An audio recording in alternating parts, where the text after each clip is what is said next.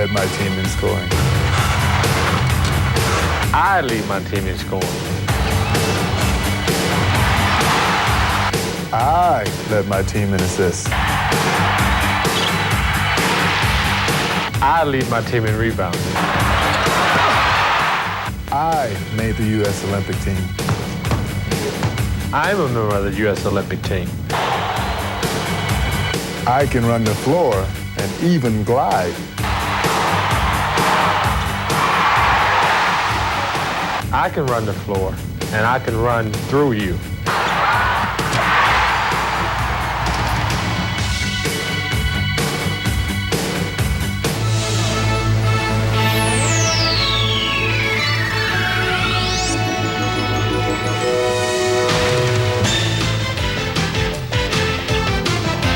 This is the NBA on NBC.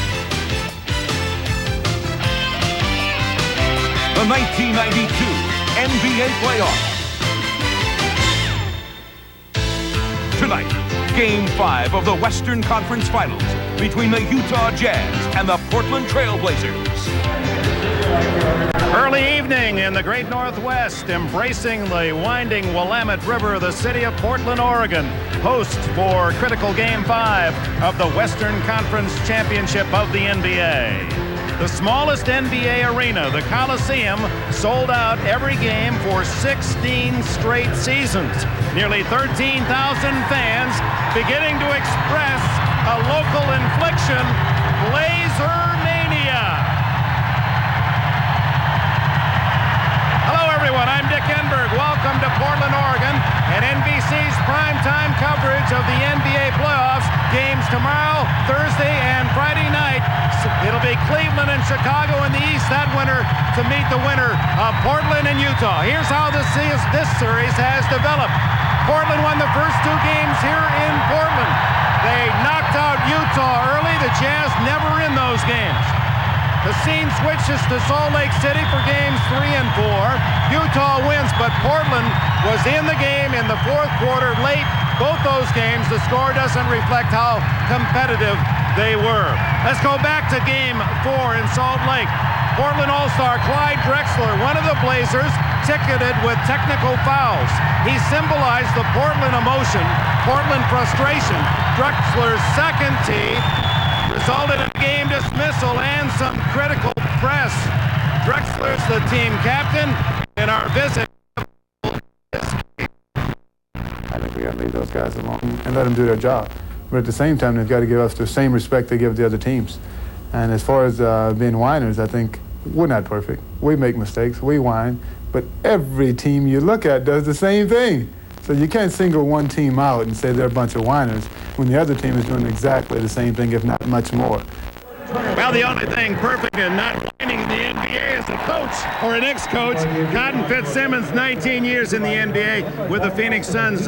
Most recently, he will join us along with Steve Jones, 9 years, a professional basketball star. You live here in Portland. You have to deal with the press and the players. Is this team unduly emotional? They're not unduly emotional. It is an emotional team. But the biggest rap against them is they're too good to complain as much as they do. This is near a championship team. Bad team. They are the ones that complain. Good teams, you shut your mouth, you play the game. Portland, they tasted that champagne a couple of years ago. It's gone flat. They now want to get back to the championship round. They know they've got to leave the officials alone, maintain their focus. Yeah, and they know, and it's being written around the country, that they can't come up with 5 technical fouls every game and still flirt with a championship. To a man, they know they lost their poise in Game 4. They hope not to repeat it the rest of this way. All right, Cotton Fitzsimmons, for Utah, the problem is how can they win in Portland? They've lost 8 straight times here, and how, if you were coaching the Jazz, would you see a chance for them to pick up a road win? Well, first of all, their big three, Jeff Malone, Karl Malone, and John Stockton. They can't have average games. They must have a super game in this building and get a little help from their friends. John Stockton and Karl Malone, you like that two-man game they play? Well, anytime you want to free Stockton, just send Malone over to set a pick on him, where you can see now Malone moving over, setting the pick, and Buck Williams will have to jump out and try to help on John Stockton so that he cannot get to the middle.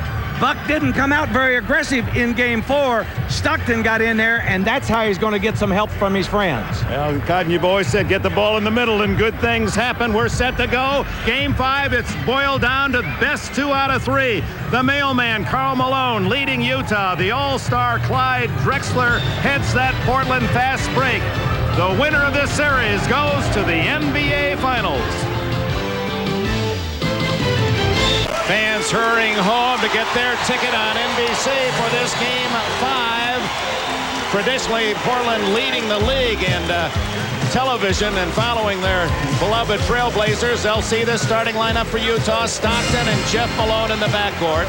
The mailman, Karl Malone. Blue Edwards starts at forward. He started all of the season, but David Benoit took his job more recently in the playoffs. Benoit, our condolences to him and his family, returned home. The death of his father, 43-year-old father, yesterday. So Benoit not here. That leaves Utah shortchanged in personnel. And in the middle, their giant captain, 7'4" Mark Eaton. Former coach of the Chicago Bulls for 3 years, Jerry Sloan, in his 4th season, ready to chew on Game 5 for the Trailblazers. 57 wins, most in the West. Clyde, Drexler, Terry Porter, high-octane backcourt. They can score. On the front line, the thoroughbred Jerome Kersey loves to run. Buck Williams is the defender and the rebounder for the Blazers. Kevin Duckworth in the middle. Rick Adelman, Loyola of California, 1968, former player in the NBA with Portland, and in his 4th year as the Blazers head man. Let's go to Joel Myers for this report. Dick, the new addition to the Jazz starting lineup, is no stranger to the starting 5. Blue Edwards started every game during the regular season, also started the first round of the playoffs against the Los Angeles Clippers. But Jerry Sloan decided to go with David Benoit once they got to the Supersonic series. Well, Blue said he not only lost his job, but he lost his confidence. He has it back now, though, after going 7 for 12 in Game 4. And Jerry Sloan told me it's going to pay dividends for him down the road. Jerry said it's the first time he's ever come off the bench in his career, and it may have been painful for Blue, but he's already grown by the experience. Unfortunately, though, now for Jerry and the Jazz, without David Benoit, they're down to a 7-man rotation. Dick?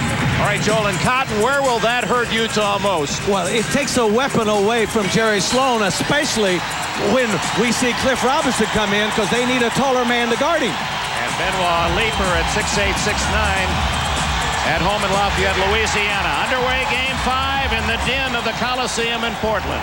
These two teams play before crowds that'll match any collegiate university basketball audience in the nation. Kersey, a little long for his range, and while he's been hitting that first jumper in this series, it rattles out, and it's John Stockton the other way in purple for the Jazz. Terry Porter picks him up. That'll be a great match both ends. Edwards takes it to the hole. Rebound, Buck Williams averaged nearly 10 a game on the regular season. Porter, Kersey around Eaton, and almost stolen by Stockton. Kersey scores. And that is the tenacity of Jerome Kersey. He lost control of the basketball, but stayed after it, and the Utah Jazz are going to have to match that in Blue Edwards.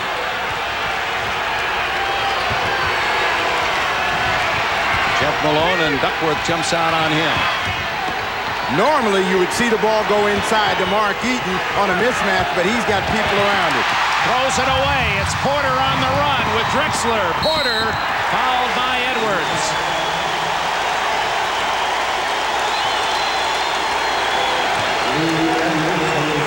The Blazers punish you when you turn it over. Let's look at the officials. You scout them closely, Cotton. Give us a one-liner. Well, that's Dan Crawford, a young official, not afraid to make the call. I think he'll let the guys play tonight. We'll get the other two after this shot by Porter, who's had a tremendous series. Paul Mahalik, a veteran official, been in this position before. Again, another official that will let him play. Jake O'Donnell, the crew chief in his 25th year, is the third, and he is the key man with a whistle. 4-0 on Porter's free throws. Well, anytime Jake walks in the building and you're a coach and you're on the road, you smile because you think you're going to get a legitimate chance to win the game. And he won't listen to the crowd, the home crowd. He won't listen to anybody. Blue Edwards way off the mark. Eaton saves it for a second chance Utah. Jeff Malone puts The Jazz on the board at 4-2. Important bucket because they need to score early. Now, Portland said they were going to go through Drexler. That's something that they hadn't done in games 3 and 4, and we'll see how successful they are. Turnover. Duckworth, his pass picked off by Jeff Malone. Drexler back, Malone on the run, and it's tied at 4. In the first 2 games of the series here in Portland, the Jazz just blown out early. The game was over well before the half. Clyde Drexler's first shot down the bottom of the well. Well, you called it, Steve. They're going to go through Drexler because he felt like he didn't get the ball the last game. The real key is right here. This matchup between Porter and Stockton. Porter forces a turnover. Stockton thought he was fouled. Buck Williams scores at the other end. And the Blazer lead is 4. 2 of them on turnovers. 4 of the 8 points, 2 baskets on the turnover. Here comes Porter. Only Eaton to beat, and he'll slow it up. No company. 3-pointer. 2 Trailblazers knocked that ball away from each other, but what Portland is intent on doing early is establishing an up-tempo game. They want the Jazz up and down. They don't want to allow them to get into this half-court set, which can be dominated by the Malone. Nice pass by Malone to Edwards. His shot blocked and has to take it back out. New 24-second clock. Malone playing outside. Buck Williams says, I'll give you all you can eat out there, and that one tasted pretty good. That's game 4. That's exactly what he did, and Buck told us yesterday he's got to hit that shot. He certainly did. Duckworth. Williams gets the offensive rebound. Duckworth and Eaton. Drexler doesn't fall, and Edwards for Utah the other way.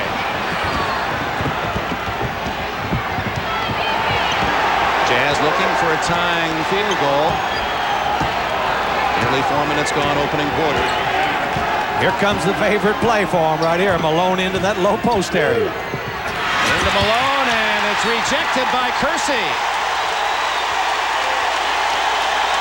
Jerome Kersey has already shown twice that he's not going to allow any shots to get deep into the post. First on Blue Edwards. Karl Malone thought he could power his way through. Kersey wipes that one away.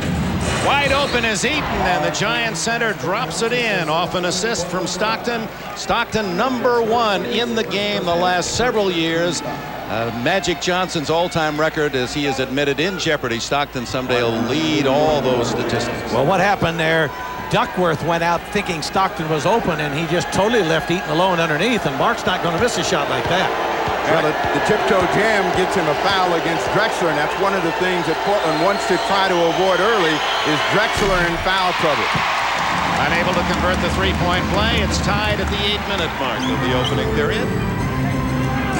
Drexler working on Malone. Clyde Drexler. Kersey with a rebound.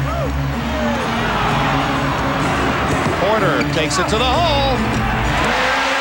Right around Eaton. 4 points for Terry Porter. And Porter looked at Jake O'Donnell and says, I want a foul, but Jake told him to go to the other end. Porter averaging 28.5 points in the series. And notice how they're making Stockton back up and pick up the ball. That really takes Utah out of the position they'd like to be. Malone. Kersey with a rebound. They like to take it into the offensive end in a hurry, and a foul by Stockton. He nods yes to Jake O'Donnell, who called it. When you can force John Stockton backwards, and that's what Buck Williams does. Now see how far he's out. Now he has to pick up the ball. That stretches the offensive scheme for the Utah Jazz. They come out with a poor effort. Duckworth and Eaton. Kevin Duckworth's first basket, and Portland leads by 4. What the Jazz don't want to see happen, Cotton, is to get down early. They're not a team that can come from behind on the road very well, so they got to stay close early. Illegal defense. They caught them with the illegal defense. They started it with their favorite two-man game, and it spread the floor out, and it cost them an illegal defense. 6:45 left in the opening quarter. Utah ball when we return.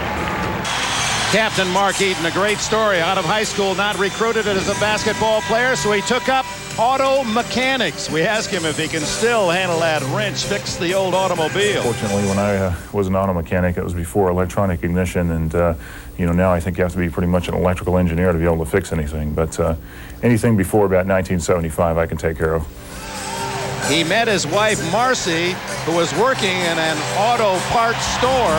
He said, I don't know what I've done to her. She didn't know that my life would be a professional basketball player. She still thinks she married an auto mechanic. Well, Cotton, you as a coach have searched under a lot of things for players. You ever been under a car? No, and I guarantee if I was under, you couldn't see me. But if he's under, you're still going to see. 12-8, Portland leads. 6:40 left in the opening quarter. Here they run Stockton out away from that two-man game. Edwards to Eaton for the soft hook. Drexler rebounds, and here come the Blazers. Every Blazer starter has scored. Some of the Trailblazers are passing up shots that they could make to get more movement. Now they're going against the clock. Duckworth. Duckworth with 4.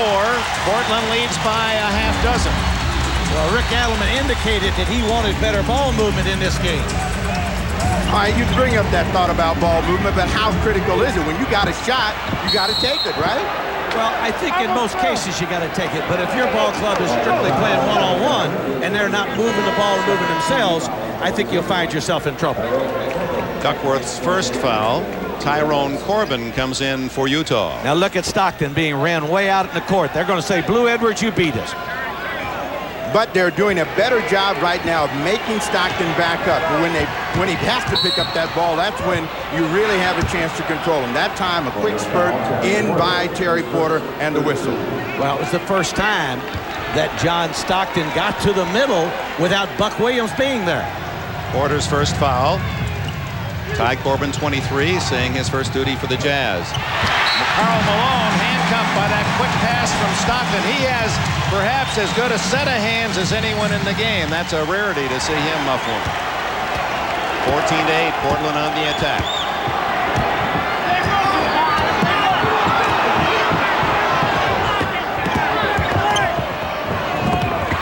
Duckworth fouled by Malone. Karl Malone. Now, to me, Cotton, this is the most dangerous kind of ball movement. When the ball goes in the direction of the goal and you can do something with it. That's north-south. When it goes east-west, it seems like if you don't make the shot, you wasted your time. Well, the good thing about it, they put it in the right guy's hand. Clyde Drexler, and Eaton came over and thought he was going to help, and that's why Duck's on the line. His 5th point, big Duck from Eastern Illinois. The Panthers grew up in the Chicago area, acquired in '86. I really thought the crowd got into that because they didn't think they would get any calls against Karl Malone, and they did call the foul on him. 16-8 Portland.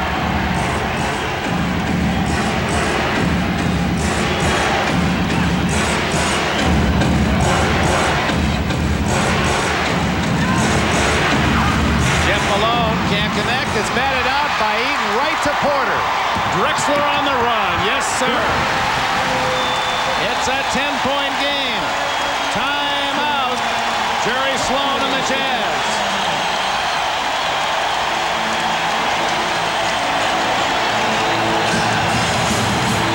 A 20-second timeout. Did Clyde Drexler say before the game that he could glide? He certainly glided on that play. What Portland has done this afternoon is be very aggressive in forcing the tempo of the game. In games 3 and 4, they didn't do it. In 1 and 2, they did. They have these kind of results. They have Utah now in a position early in the ball game that Jerry Sloan does not like, where they have to fight uphill.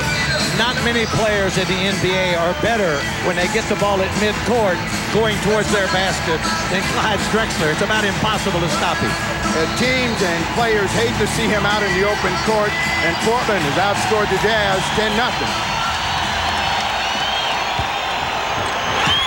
Karl Malone has his first points. Make that 4 now for Karl. For the 5-minute mark, opening quarter. Buck Williams stripped. Gets it back. And it's blocked out of bounds. Those are the great hands that you're talking about with Karl Malone that he doesn't get enough credit for. He plays excellent defense with his hands. Buck Williams had great position. He slapped the ball away. Mark Eaton knocked it out of bounds. Porter surviving a push from Stockton. No whistle. The crowd wanted the foul. Duckworth around Eaton. Kevin Duckworth has 8 early points. And I see Mike Brown going to the table. I think he wants to get a quicker man in there than Eaton. Well, Duckworth is pumped up right now, and they got to continue to go through him. He had 8 points in game 4, and they never saw him again throughout the first half. Tyrone Corbin hits his first shot, wired from the Minnesota Timberwolves. Kersey against Corbin. Answers at the other end, and the Blazers maintain the 10-point advantage. Jazz are playing a very soft defense. Patton, as a coach, how can you get them to get in there and start getting after the Blazers? Got to pick them up a little further out. Jeff Malone. Eaton. Corbin over Eaton. He's 2 for 2. Actually, nobody's guarding him because Kersey's trying to help out on everybody else. Drexler. Buck Williams with the offensive rebound and draws the foul.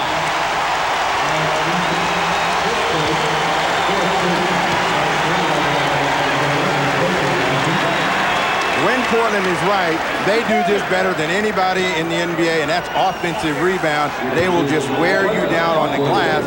Eaton not happy with this position. And it's interesting that the Jazz won the second chance points in game 4, and that's probably what was the difference in the game.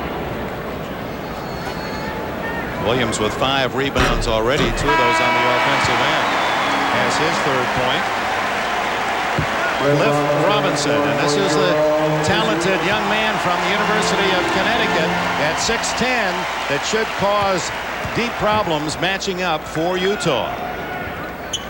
Especially with Benoit home for his father's funeral. Robinson replaces Jerome Kersey.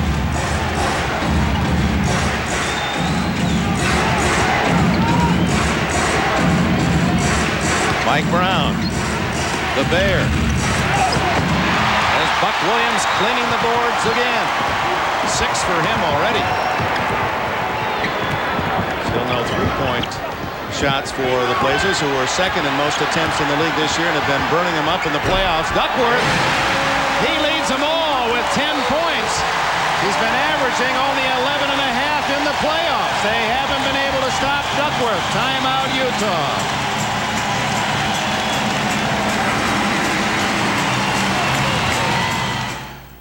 Earlier, this is what I said would happen tonight, because you're going to see the Jazz try to set up their 2-man game with Stockton right there coming off the dribble. The 2-man is set, but look at Buck Williams all the way out here, and also Porter will follow him out. There's no way that he's going to get in the middle on that type of defense. Trail Blazers turning up their defense a notch with Buck Williams spearheading that. He's been assigned Karl Malone, an unenviable task, but perhaps plays the mailman as well as anyone in the league. He does a great job of bodying him, trying to keep him off the blocks, but if you don't have pressure on John Stockton, no one's going to hold him out of that position. Buck understands that. Corbin inside to Karl Malone, can't hit the layup. Corbin saves. Drexler gets him from behind. Jump ball.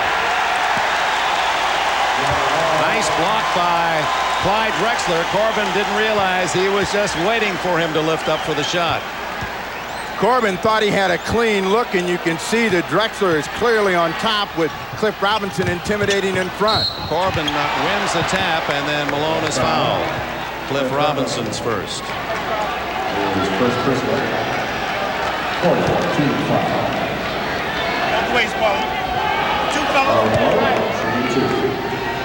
Only the second trip to the free throw line by Jazz players. Certainly not the pattern over in Salt Lake City, where Portland fans complained that the Jazz were wearing out the wood going to the charity. But it's still early, Dick, and they still may get to the line if they take the ball inside to Karl Malone. And Malone could get there blindfolded. He had more than 200 more free throw attempts than any other player in the league. You'd think Michael Jordan would be there way ahead of Michael and the rest of the league. 10-point lead, Portland. Down to 2.5 minutes in the opening quarter.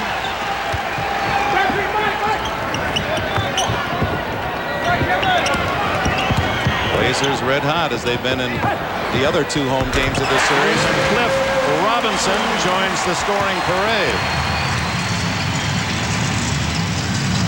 Stockton around Duckworth. If the Jazz are going to get back in this, they got to find a way to get some cheap points. They cannot grind it out and hope that Portland becomes a perimeter team and makes a lot of mistakes for them. Second foul on Duckworth. So far, Rick Adelman's defense has done the job. They have kept Stockton out of the middle. And when he gets to the middle, he's able to pass to anybody. Mike Brown won on the penalty for the Jazz. Brown from George Washington University. Finished his degree in 3.5 years in criminal justice. He looks the part, doesn't he? Jerome Kersey returns, and Kevin Duckworth with 2 fouls, rested by Portland.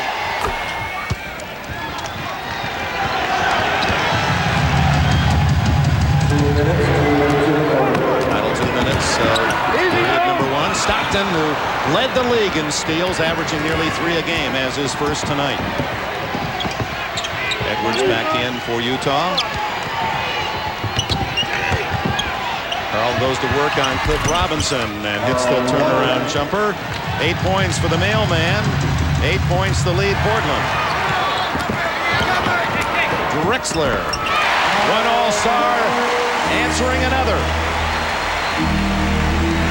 When Drexler's down deep, he can overpower Blue Edwards and Jeff Malone, so they've got to keep him out of that position.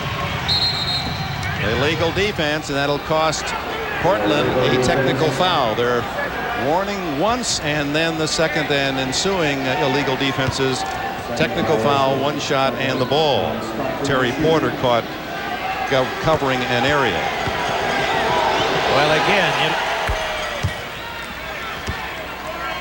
Well, again, you can see John Stockton trying to get into the middle, and look at Buck Williams all the way out at midcourt. There's just no way he can get to the middle, and Porter drops back in the middle again. So they are really clogging up the middle on John Stockton. Danny Ainge makes his first appearance as Terry Porter rested.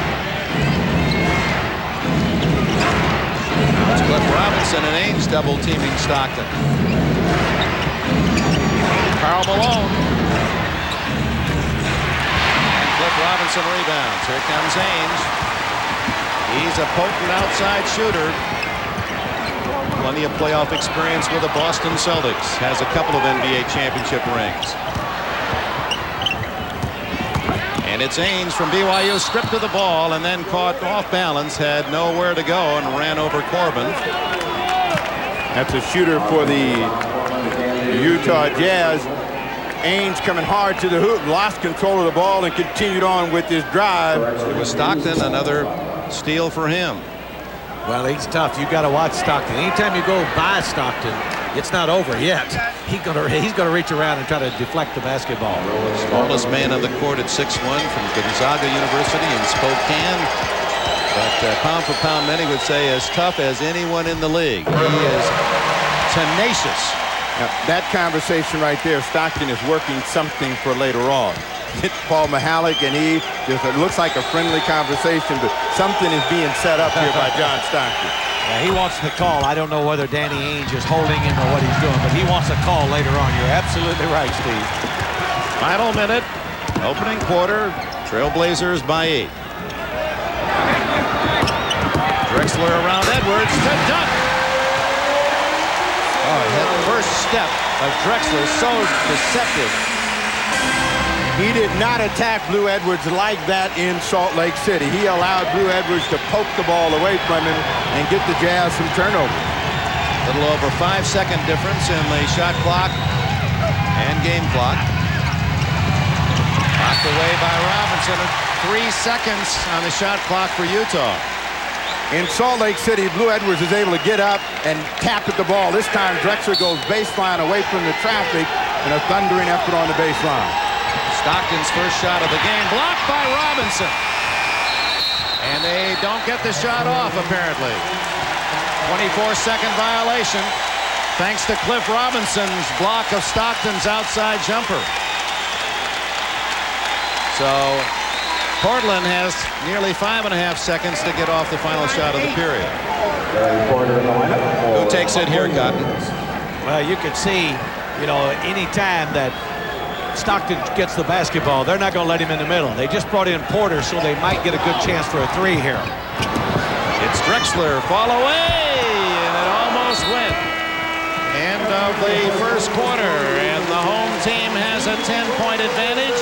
That difference reflected in the 10 points scored by their big starting center, Kevin Duckworth. 32-22, Portland.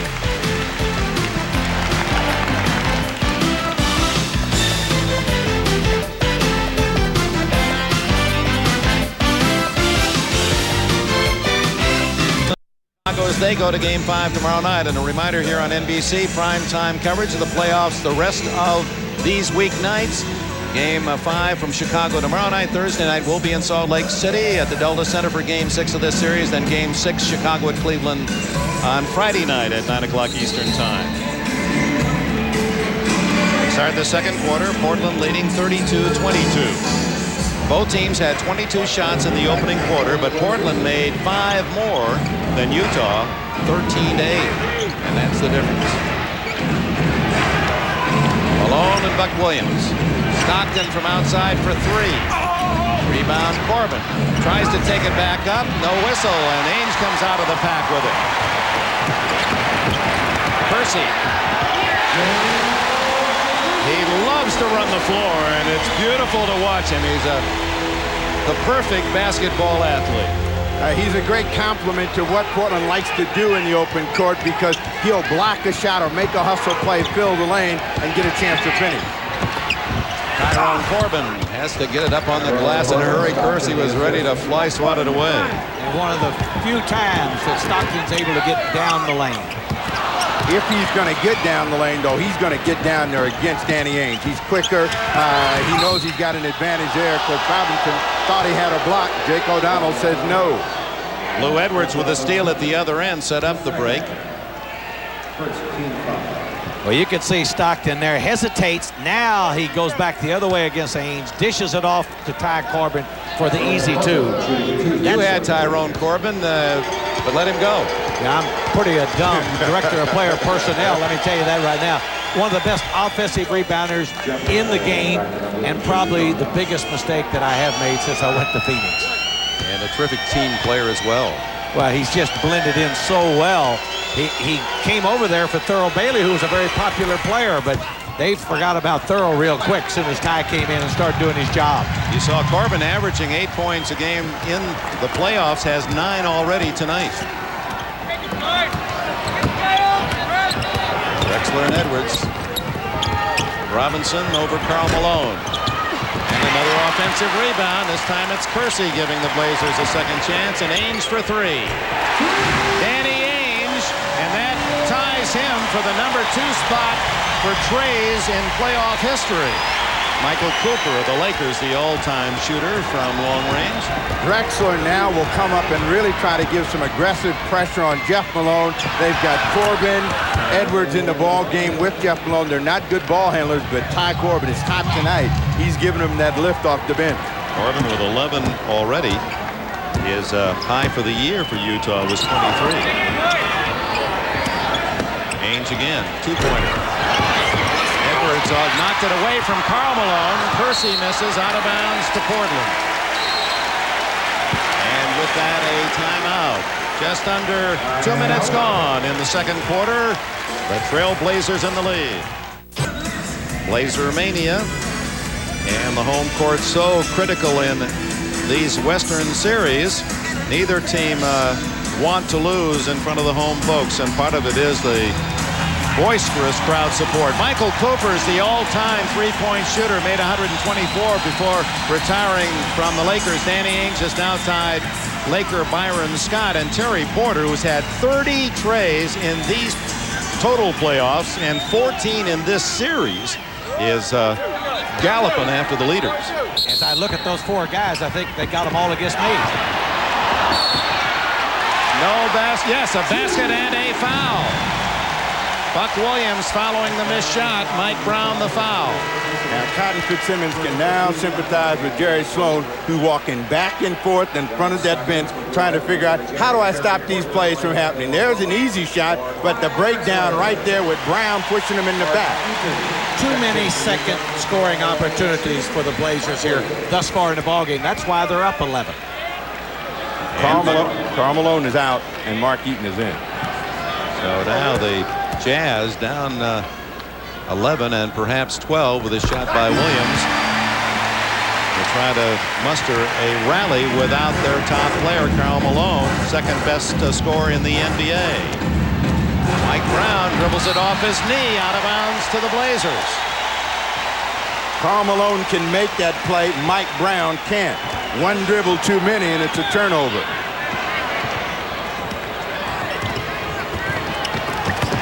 Ainge inside, sets up Robinson. Robinson runs into the man from the Wasatch Mountains, Mark Eaton. Jeff Malone. Ripped down by Jerome Kersey. Terry Porter checking the floor as he moves into the offensive end. Ainge for two. Right to Eaton.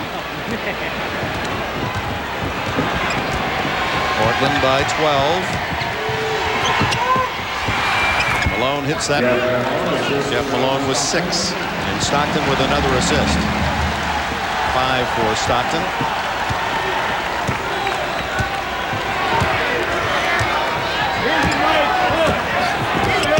Terrific matchup defensively, Stockton and Porter. Robinson trying to find Mark Eaton before he takes a shot.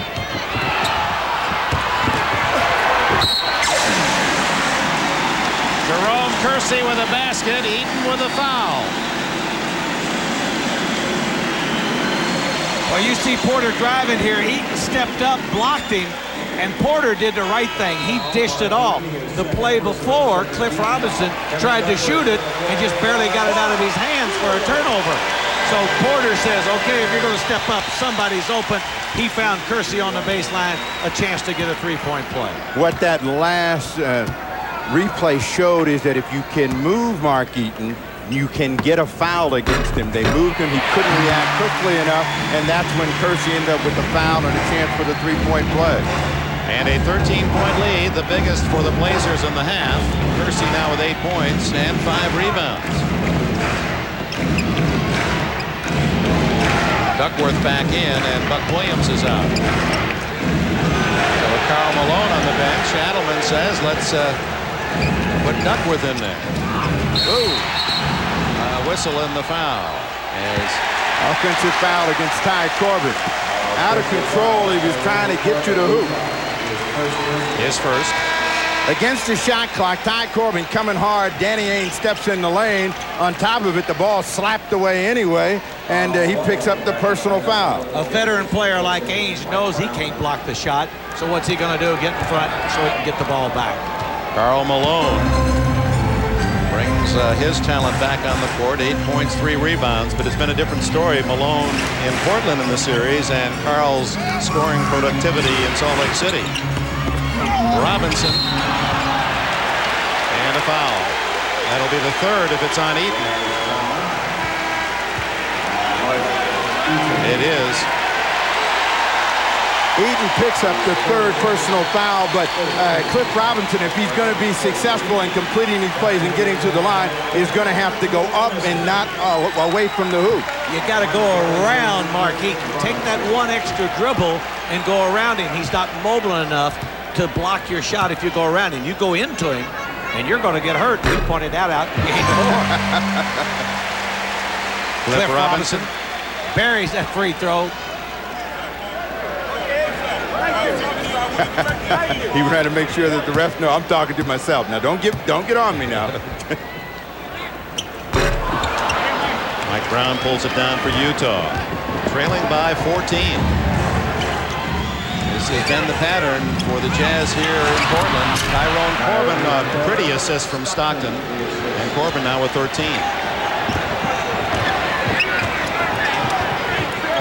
Blazers felt they had a chance to win both games in Salt Lake City, and indeed in the fourth quarter, kickball against the Blazers after the steal by Stockton. Robinson kicked it. Again, John Stockton making the pass. Cliff Robinson came up for some reason and left him wide open underneath. He thought he was going to come up and set that back straight. And one of the things that you have to do with Stockton is you got to stay ready. And Porter that time went to sleep for just a second, and the results tie Corbin right at the hoop. Again, they pressure Stockton back. Finally into Malone. Mike Brown, the offensive rebound. Malone from outside. And a whistle. Basket counts. Mike Brown. Foul on Brown is second. Mike Brown. Basket does count, and it's a 10-point lead once again. You see Sloan and the problem that he has without Benoit. He now has to go deeper into the bench. Thornton is getting out of his warm-ups, and this is not a prime-time play. No, he's not. So that's what we said. One of the weapons are gone tonight. It's going to be tough for him. See if Portland goes back to Duckworth, who was hot in the first half. I mean, in the first quarter. Working on the shorter Brown. Misses that one. And Karl Malone gets it to Jeff. Stockton for three. A big three, the first for Utah tonight. And that carves into the lead, makes it a 7-point game. Kersey around the shorter Corbin. Kersey with 11. Well, he's been tough throughout the entire playoffs.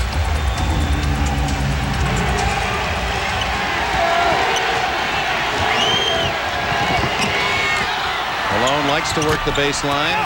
Corbin clears out to Stockton. Boy, Drexler was looking for the steal. Mike Brown didn't travel, although the crowd at that end thought so. 4 points for the Bear. Just under 6 minutes to go, first half.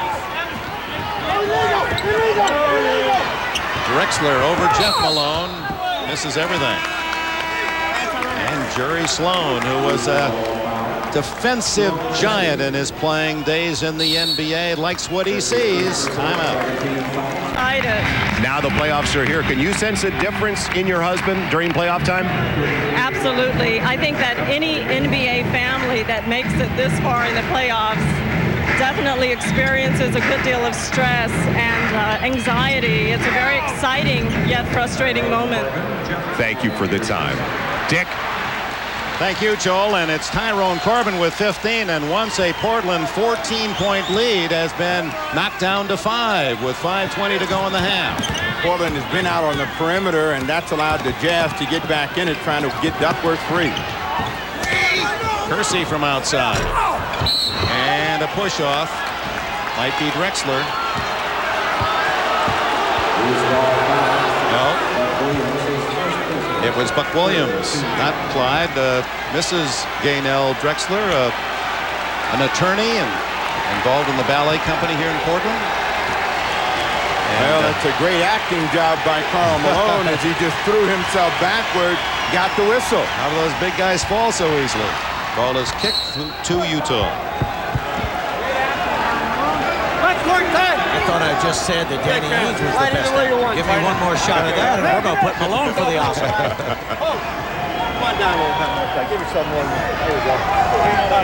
46-41. The Trailblazers lead seemed very much in command with a 14-point lead at the 8-minute mark of this second quarter. Stockton, and that would have really pulled the Jazz close. Karl Malone deflects it to Corbin. It's Stockton 3-on-3. Corbin, 2 more? Yes, 46-43. Tyrone Corbin, a brilliant 17-point first half.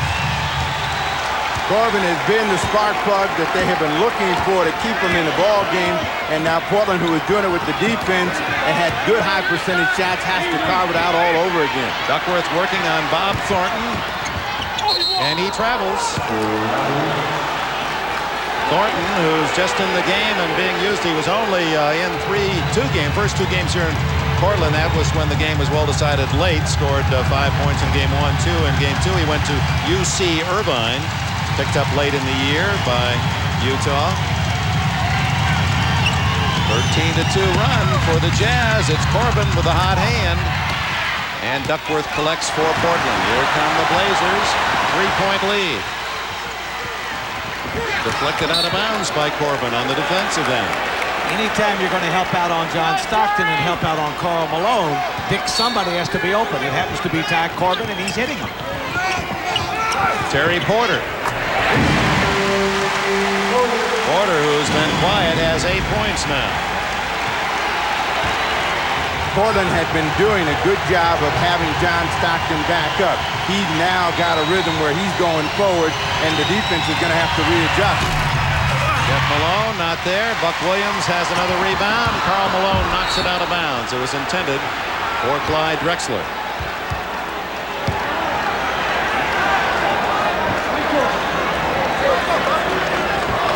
Porter looks back at Rick Adelman for the play call. And Jeff Malone with a steal. And then it's taken away by Buck Williams, and it'll be a jump ball. The Jazz defensively now are forcing some turnovers, and that has made a difference for them. In the first quarter of play, Portland had free movement of the ball and people. Jeff Malone steps in, gets the ball away from Drexler. Buck Williams comes back to tie him up. Williams at 6'8", 3 inches taller, and easily controls the tap. Corbin on Kersey. Porter hits 2 in a row. So the Jazz pull within 3, and then Porter hits back-to-back baskets, and the Jazz call time by 3:09 left in the opening half. All right, Bob, so Doug Moe goes back to Philadelphia. Does that surprise you, Cotton? It really does. It surprised me. I thought they were going to keep Jimmy Lanham, so I guess we're going to see a running Philadelphia team for a change. And we're also going to see somebody that can deal with Charles Barkley. John Stockton to Jeff Malone. 50-45 Portland. Just under 3 minutes to go. Tyrone Corbin has kept the Jazz in this first half with 17 points and 3 rebounds. 7 for 9 shooting for Corbin. Out of DePaul, drafted in '85 by San Antonio. And with a small lineup in, Portland ought to be thinking go to the basket. They haven't seen much of it. Stockton knocks that one away. Stockton, as you said before, Cotton, he loves to play defense on all 5 in, not just his own. And that's what really frustrates the other team, because every time you think you're open, you look up and the little guys around knocking the basketball away. 4 on the shot clock. Lob to Drexler. Ooh, look at that Kersey fly. And a foul. No shot.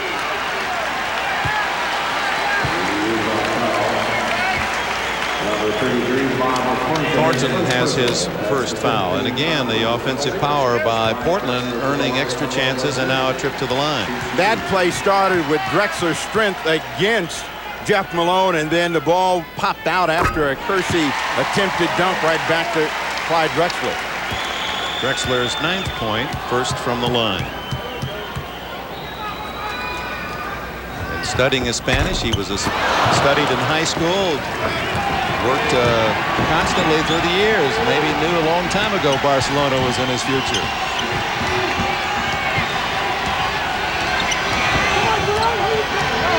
Williams running out on Stockton as they double team. Edwards, the runner. Gets it back. Block. Buck Williams rejected it, and it's Kersey at the other end.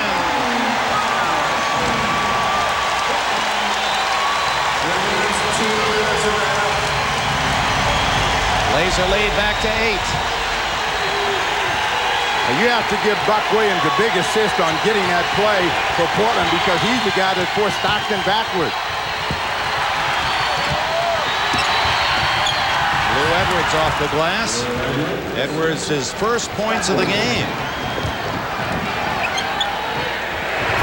And Terry Porter, who has been shooting over 60% from three-point range in this series, has his first today.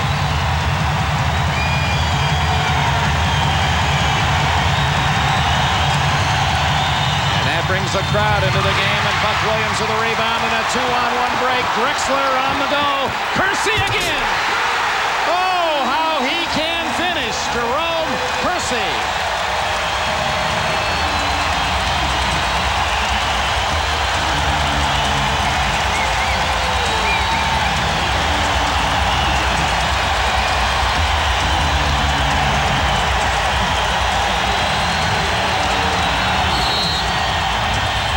Can't even hear the whistle.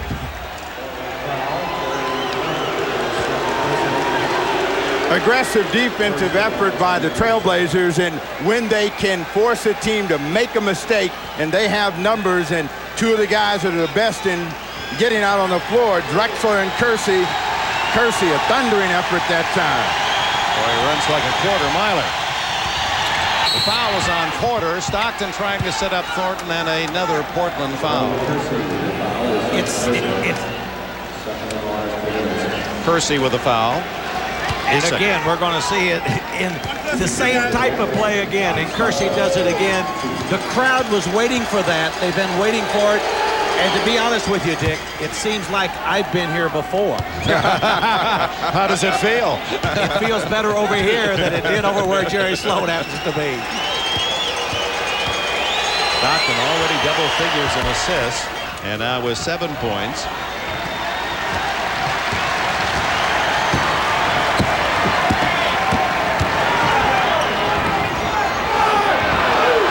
Looking for the lob, and Drexler was shouting for the ball. Porter around Thornton, blocked by Malone, but Duckworth gets the easy follow. 11-point lead in the final seconds of this half. Just a little over 2-second difference in the two clocks. They run 2-minute Stockton. Inside to Thornton. He's rejected. Malone gets it, scores, and he is fouled. I believe Duckworth flying out got him. And if so, that's his third. Well, that's a big goal for Utah. As you're going to see here, a super goal for them, because as you go into halftime, the Blazers have owned this last 2.5 minutes. That bucket is going to play big in the Utah Jazz mind, because here's a chance to cut it back when it looked like they could have got blown out. Certainly they were headed for double digits before the intermission. Now they're down 8. 3-point play by Jeff Malone. Final shot for Portland. Drexler takes it coast to coast, loses the ball. Boy, was he going by here. He created a small gale, and Stockton hit, I believe, in the face somehow during that streak down court by the Blazers' Drexler. And he went down as if somebody hit him with a hammer. Well, we'll check on the condition of John Stockton as this first half has come to an end. We'll have a complete report for you. Maybe we can pick it up on this second look. Drexler was coming down. Stockton goes up. Caught a hand right across the cheek. Might have been in the eye then.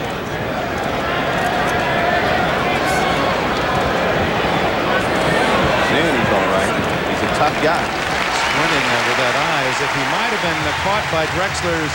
Yeah, right there. Poked him in the eye. Appeared in the right eye, and holding that right eye shut, Stockton leaves the court. You'll see it here. Watch the right side of the face of Stockton. Right there, just as Drexler went by. Obviously no intent, and now without John Stockton, the Utah Jazz would not be nearly the same team. We'll get a full report for you from Joel Myers at halftime. So it is 60-52 at the intermission. We'll be joining Bob Costas and Quinn Buckner for the Prudential halftime report after these messages. Coliseum in Portland, the Blazers lead the Jazz 60-52, an 8-point difference, but this is as close as Utah has been at halftime in any of the 3 games in Portland. They were down 28 at the half in Game 1, 13 at halftime of Game 2. Bob Costas back in New York with a possible piece of news coming out of Philadelphia this evening. We've learned from several sources that Doug Moe, who last coached in the NBA in 1990 with the Denver Nuggets, will be introduced as the 76ers' new coach tomorrow morning at a 10:30 a.m. press conference in Philadelphia. That means that Jim Lynam is out as coach, but he's in as the 76ers' new general manager. When will the other shoe drop? Well, it's unclear what the status of Gene Shue, the current GM, is, although he apparently will be retained in some capacity in player personnel. A short while ago, we got the reaction of Sixers forward Ron Anderson. I knew that just given our season, you know, and how things went, I knew that there were going to be several changes made. If not, then it's something that I probably wouldn't understand, because we do need a change. If not in personalities. Your reaction to this? Well, I think for Quinn Philadelphia... Buckner, by the way, ladies and gentlemen. That's me. Quinn Buckner of NBA Showtime. Failed to give you the proper introduction. Here he is. Very nice. I think it's very good for Philadelphia, because I tell you what is going to happen here. Doug Moe is the kind of guy, they'll run up and down the court, but he's the kind of person I think can handle the personality that you have with Charles Barkley. I think Barkley needs somebody that he respects. They needed a change, and I think Doug Moe will give them that change. So this is an early indication to you that they're not going to trade Barkley? It seems to indicate to me they're not going to indicate Barkley. That's correct. Okay, well, Game 5 in the Eastern Conference Finals will be tomorrow night in Chicago, 9 o'clock Eastern Time, with the Bulls and Cavs tied at 2 games apiece. One of the big stories in this series has been the play of Scottie Pippen. In the Bulls' 2 wins versus Cleveland, Pippen has shot well and averaged 26 a game. But in the 2 losses, he shot poorly and scored only 12 a game. Earlier today, Pippen talked with our Peter Vesey. I wasn't much involved in the offense. Only took 3 shots, and I mean, for me to score, I gotta have more than 3 shots. I gotta be able to play and push the ball, and the game was slowed down to a half-court game, and I wasn't involved in a half-court game. It has been an up-and-down playoff season for Scottie Pippen. I think Scottie Pippen really suffers in a half-court game. What I really think he is a great athlete, but his understanding of the game is starting to improve. I don't think it's solid enough yet that in the half-court game he can exploit his skills. If it's up and down, and Phil Jackson would rather them run at home than on the road, most coaches are that way. That's not unusual. Scottie's got to assert himself. Okay, after 2 games in Cleveland, Lenny Wilkens is back on the road tomorrow night for Game 5 in Chicago as his Cavaliers try to break through on the road again. This has been a very strange series, Lenny. It's close in that obviously it's 2-2, but none of the games have been close. You have any insight as to why? Well, I'll tell you, we came off a very emotional series with the Boston Celtics, and we had a natural letdown in that first game. And when you're on the road, it's very difficult to overcome that. The home team has a better chance of doing it. We came home and we knew we had to come out and play well. It's just been sort of up and down, and for the Cavaliers, it's the first time they've been this far, and emotions had a lot to do with it. I think that you'll see that both teams will settle down from here on out. Dating back to Michael Jordan's fabled shot that ended a playoff series between the Bulls and the Cavs a few years ago, the Cavs had lost 11 straight to Chicago coming into this year. You beat them twice in the regular season. You've split the first 4 games in the playoffs. You've won twice at Chicago Stadium. If nothing else, you've reasserted yourself against a team that had your number. Well, we certainly have, and I think the thing is that, you know, that was in the past. That was 3 years ago, and in between that time, we were devastated with a number of injuries, which everyone seems to forget. You know, 2 years ago, Brad Daugherty and Larry Nance hardly played. Last year, Mark Price, along with John Williams, were out most of the year. And when you lose key personnel, it's very difficult to compete against a good team. We'd be in the game, but we just could not finish it off. And you're right, they were very good. This year, when we got everybody healthy, we were able to compete with Chicago. One last question, Lenny, before we let you go. What's the condition of Mark Price? A couple of nights ago, he was in the hospital. He had the virus. It limited his play and his effectiveness yesterday. What's his status for tomorrow? Well, right now, Mark is feeling much better. His stomach has settled down. You know, he's gotten medication. He's feeling a lot better, and certainly will be ready to go tomorrow. Lenny, thanks very much. We'll talk to you again soon. Okay. Okay, that, of course, was Mark Price entering the game in Cleveland yesterday. One sad note from the world of basketball. Danny Biasone, the man credited with inventing the 24-second clock, passed away yesterday in Syracuse at the age of 83. Biasone was the owner of the Syracuse Nationals back in the 50s when he convinced his fellow owners that the game was simply too slow and too low scoring, and wouldn't survive without a major change. How did he arrive at 24 seconds? Well, he took the 48 minutes of play multiplied by 60, so each game had 2,880 seconds. Biasone said that each team should take 60 shots, 120 between them. 2,880 divided by 120 is 24. Simple and yet brilliant. Our sympathies go out to the family of Danny Biasone. Up next, we'll give you an update on the French Open and visit with a new host of The Tonight Show, Jay Leno. That's right after this message from Prudential and a word from the NBA.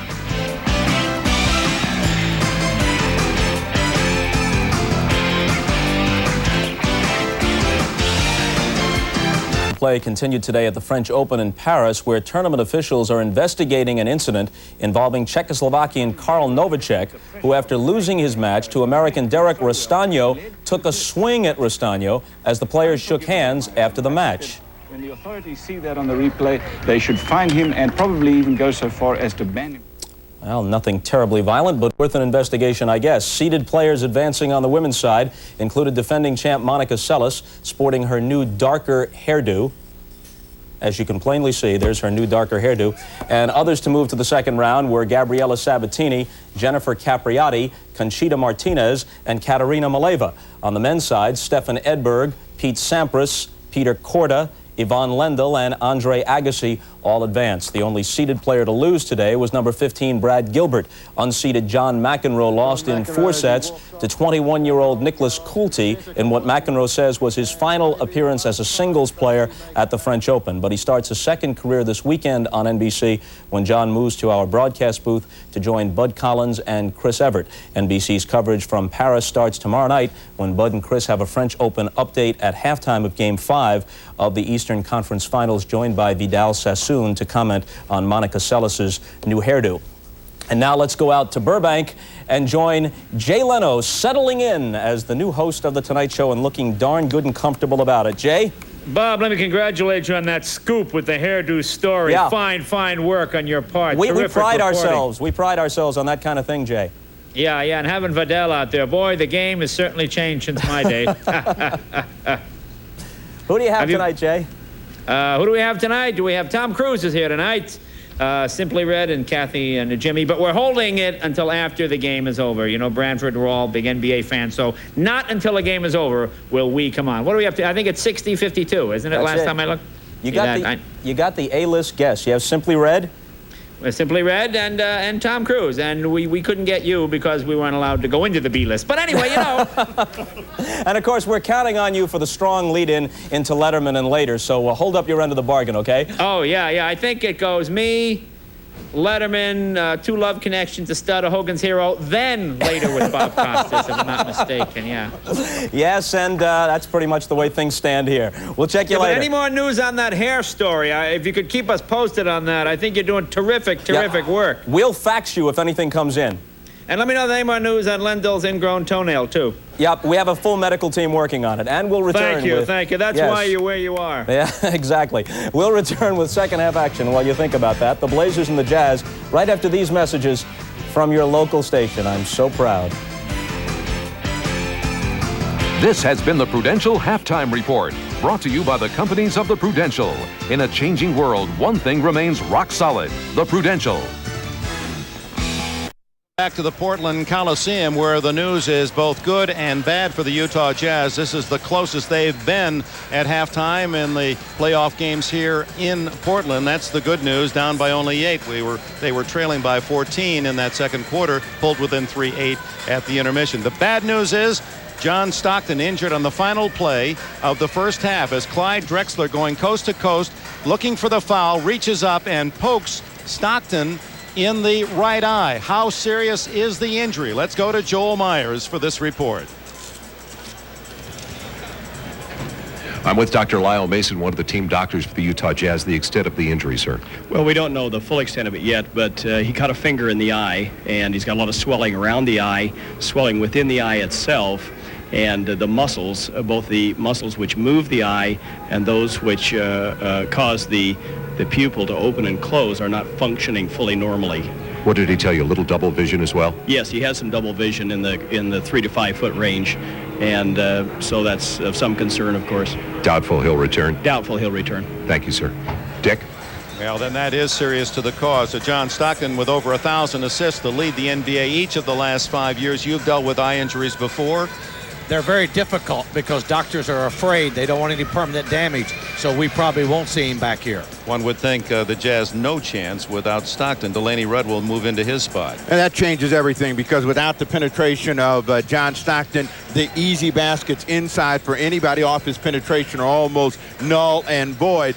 Delaney Rudd is fine for getting the ball, getting them set up, but then they have trouble making the entry passes. Well, what team can recover from a superstar's loss? Well, we'll keep you up to date on John Stockton. Any further reports? We're about ready for the second half. The Trailblazers looking for the jump in Game 5. Some 13,000 here at the Portland Coliseum, the 680th consecutive sellout. Saw these numbers posted in the first 24 minutes. The home team Blazers out shooting Utah 55 to 44%. Tyrone Corbin 17 points off the bench, keeping the Jazz in the game. 7 blocked shots, 3 by Kersey to lead Portland. Karl Malone only 8 shots. And there's Delaney Rudd, the third-year man out of Wake Forest. Rudd takes the spot of John Stockton. He's just seen limited duty in the playoffs in only 8 games, scored a total of 17 points in the entire playoffs of '92. Dick Cotton can relate to losing his star guard. He lost him against the Trailblazers, and Kevin Johnson, hamstring pull, changed the whole complexion of the game. It really will change the complexion of this game. Somebody's going to have to really pick up a lot for him. It's probably that guy. Karl Malone, who was 4 for 8 in the first half, had a total of 10 points. Corbin led Utah with 17. Kersey with 15 tops for the Blazers. Duckworth chipping in with 12. Kersey, 2 more. He has been sensational throughout the postseason tournament. You would doubt that it would happen, but what could help the Jazz is that the Trailblazers defense now loses its aggressiveness, becomes a little bit more passive, allows the Jazz to move the ball, get some sort of offensive rhythm going.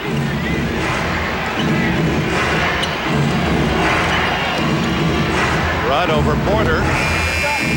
Just does beat the buzzer, and it's a rebound for Kevin Duckworth. Again, John Stockton, we hear, is going to perhaps be taken to a local hospital for a further ophthalmological examination. Kersey on the follow, and he has 19 points. Doing everything right. He's averaging about 16 throughout the playoffs after a 12-point regular season average. And notice how much longer and how much more difficult it's going to be for the Jazz to get into the offense.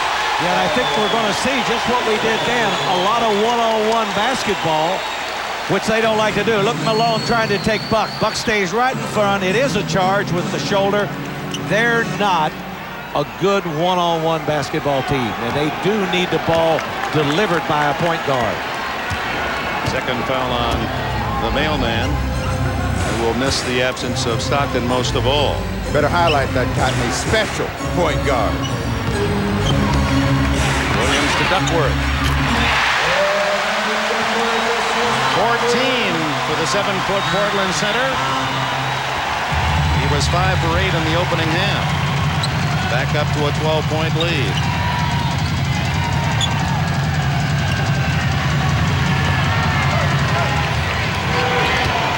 Lou Edwards to Eden, who rarely scores.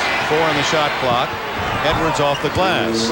Lou Edwards was huge in Game 4, particularly in the fourth quarter of play, but he had not asserted himself today. Just got 4 points so far and has not been looking to score. They need his offensive cannon. Kersey, he has the hot hand. Not this time. It's the side of the board, and it's still saved, although it goes backcourt violation, so this is Utah's ball anyway. Rudd to Jeff Malone. And Jeff Malone, with his 13th point, pulls the Jazz within 8. Drexler. Duckworth to the open man Porter. He really spots up for the 3. His second of the game. I think he has a little spot marked over in front of the Portland bench for those threes. He has been sensational, actually shooting better from three-point range than two-point range. You see how much room they're giving Rudd and Edwards, and you know they know that the strength of the attack is Karl Malone. They're trying to gang the defense around him. Malone jamming his way in for his 14th point. It's 69-60 Portland. 8 minutes plus left in the third quarter. Drexler sees the wide open Buck Williams, and miscommunication. Edwards the other way for Utah. Karl Malone stripped by Terry Porter.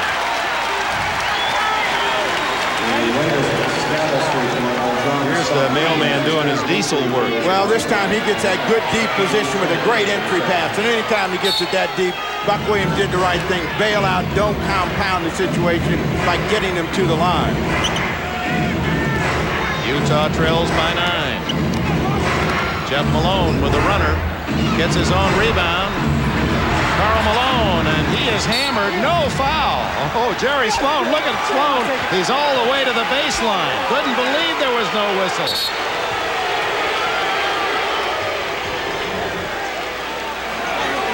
It's a little different.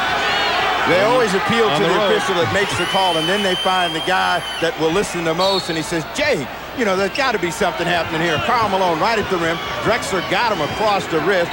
No whistle. No, they doubled and knocked him down to the floor.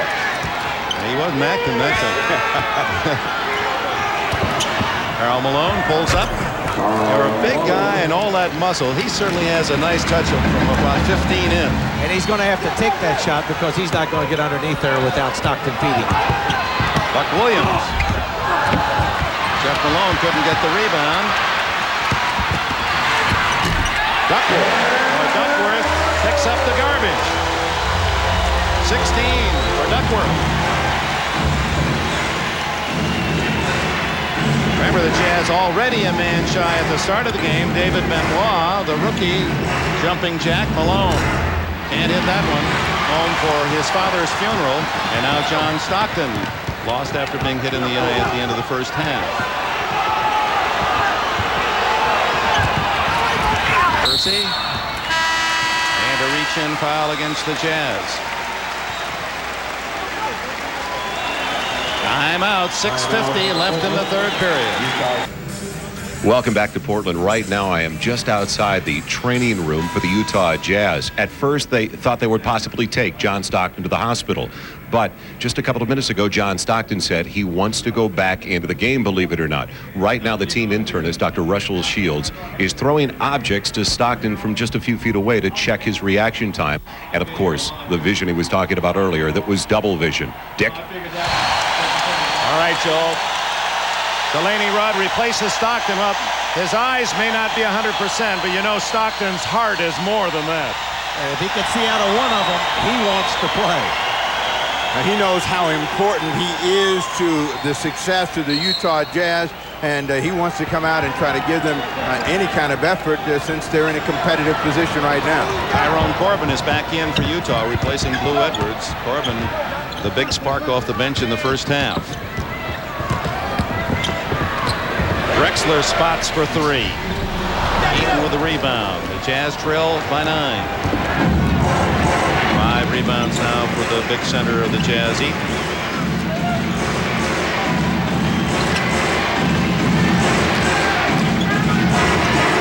Corbin. Rudd, three-point try. Out to Drexler. Look at Kersey. He's already down court. There he is. And Rudd there to meet him. You see that intersection right there after the play. The ball is kicked out to Terry Porter, and Kersey's trying to play over the top. Delaney Rudd goes down hard. Now, after the play, Karl Malone came running down, and Drexler stepped in not to let him get to Delaney Rudd. Fans wanted a flagrant foul on Rudd. I think it was a hard foul, but I don't think it was flagrant. It was straight up. He didn't try to hurt him. He just tried to keep making the layup and that dunk again. Looking for his 20th point. And this is the only place where Kersey hurts the Trailblazers in this game. The free throw line, he has been outstanding in all other phases of the game, but he has struggled at the line, and we saw evidence of that in the closing moments of Game 4. 69% coming into the game in this series for Kersey from the stripe. So he misses 2. Malone behind a pick. Jeff Malone, 15 for him. The Jazz are really hanging tough without John Stockton.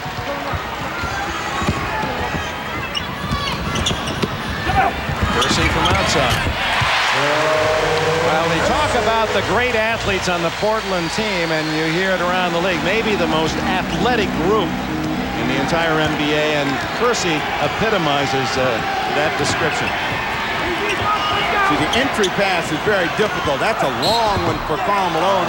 Drexler picks up the foul, but that's a tough pass to make from almost midcourt. Clyde Corbin laid it in, but you're not going to get a high percentage of these to go. They cover him down on the box. Now it's a good lob. Drexler trying to get there too late, and the personal. Check that second foul on Drexler. Mailman trying to convert the three-point play and pull the Jazz within 6. 73-67 Portland. 5 minutes plus left in the third.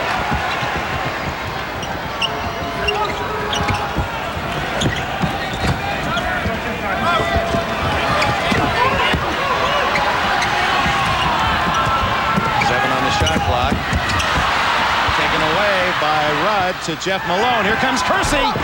What a play! And Malone gets the goal anyway, but Kersey with the block, his 4th of the game. 73-69 as Kersey helped back onto the court and really crashing into some of the photographers at that far end, and a young woman who hopefully is okay holding her head. Forget, throughout this week, 9 o'clock Eastern, 6 o'clock here on the West Coast. One of the audio operators. It's all NBA. Cleveland, Chicago, Game 5 at the stadium tomorrow night. We'll have Game 6 of this series at the Delta Center in Salt Lake City on Thursday evening. And then Chicago, Cleveland, Game 6 back at Cleveland. And then on the weekend, if it goes, Game 7 will be back here in Portland on Saturday. Game 7 in Chicago on Sunday. Well, you talked about the athlete, and this is a sure 2 points at the other end. No way anybody can get to that ball except Jerome Kersey. What an effort on his part. Malone followed it in for 2.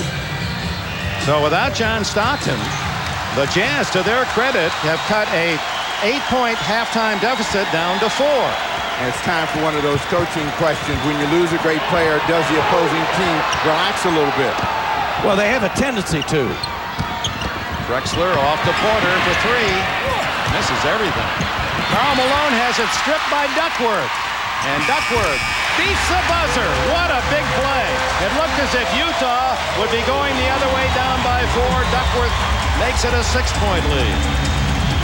But if I'm Jerry Sloan, I have to just be tickled pink, the fact that my club is staying in there and the way they're playing. But defensively, Portland has not been as aggressive as they were with John Stockton. Ty Corbin, he's been red hot. Tyrone Corbin with 19. 4-point Blazer lead, just under 4 minutes left in the third quarter. We'll stay in touch with the Jazz officials as to the condition of John Stockton, who wants to return. The guy that Portland's got to get in the offense is Drexler. He has been quiet. Kersey misses that one, but he's only got 9 points, has taken 1 shot here in the third quarter. Corbin, Malone scores, and he's fouled, and suddenly it's a 2-point game, and the mailman's on the line. Kersey with his 3rd foul. This is rather remarkable. Notice the defense is lax. That allows Ty Corbin to get that entry pass inside. Kersey trying to react, not there in time, but Karl Malone has had a huge quarter. He's got 13, working on 14, and has made the Jazz in a position where they feel that they may be able to steal a game. And that's 24 for Karl Malone to lead all scores. It's a one-point game. This is the closest the Jazz have been since the opening minutes. Cliff Robinson is fouled. Into the game for Kersey is Robinson, and Jeff Malone got him his first. Well, that was that mismatch we talked about. Ty Corbin having to guard a taller Cliff Robinson, because Cliff can post him anytime he wants to, and he's going to have some help from somebody. And now he goes to the line for two. Cliff Robinson, who started wearing the headbands, he told us, after a bad haircut from his brother, and now has his own fan corps. Boy, they look sporty, don't they? Eaton with a rebound, and here comes Utah with a chance to tie it with a field goal.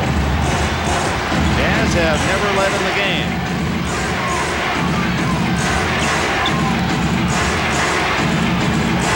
Porter on Delaney Rudd. Clock at 6. Corbin, a little short on that one.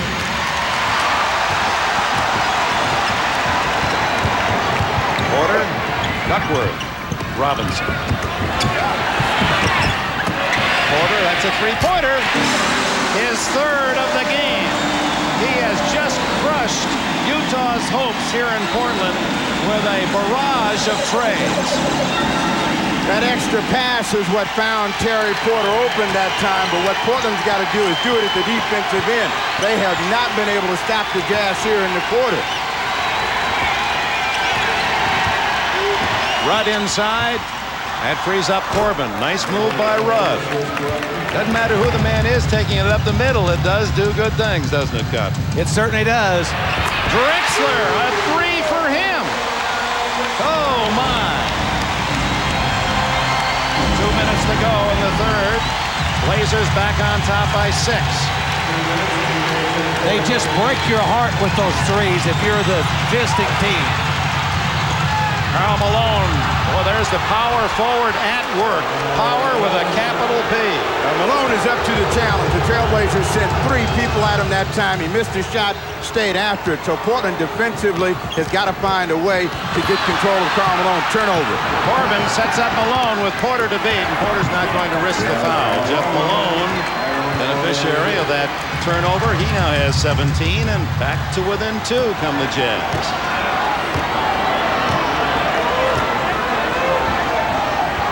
Well, the knock on the Blazers the last several years has been they get a big lead. They had a 14-point lead today, and they don't have the killer instinct. And Porter is tripped as he drives.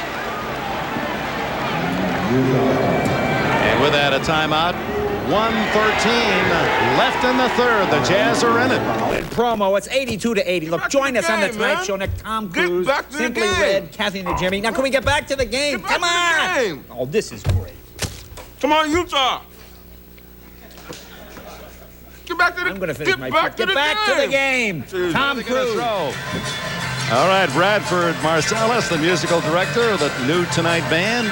Jay Leno, they'll be live tonight after your local news on the West Coast, the usual time, 11:30. There's Gerald Eugene Sloan, age 50, 6 times an All-NBA defensive player. Well, he certainly inspired his team with the loss of Stockton.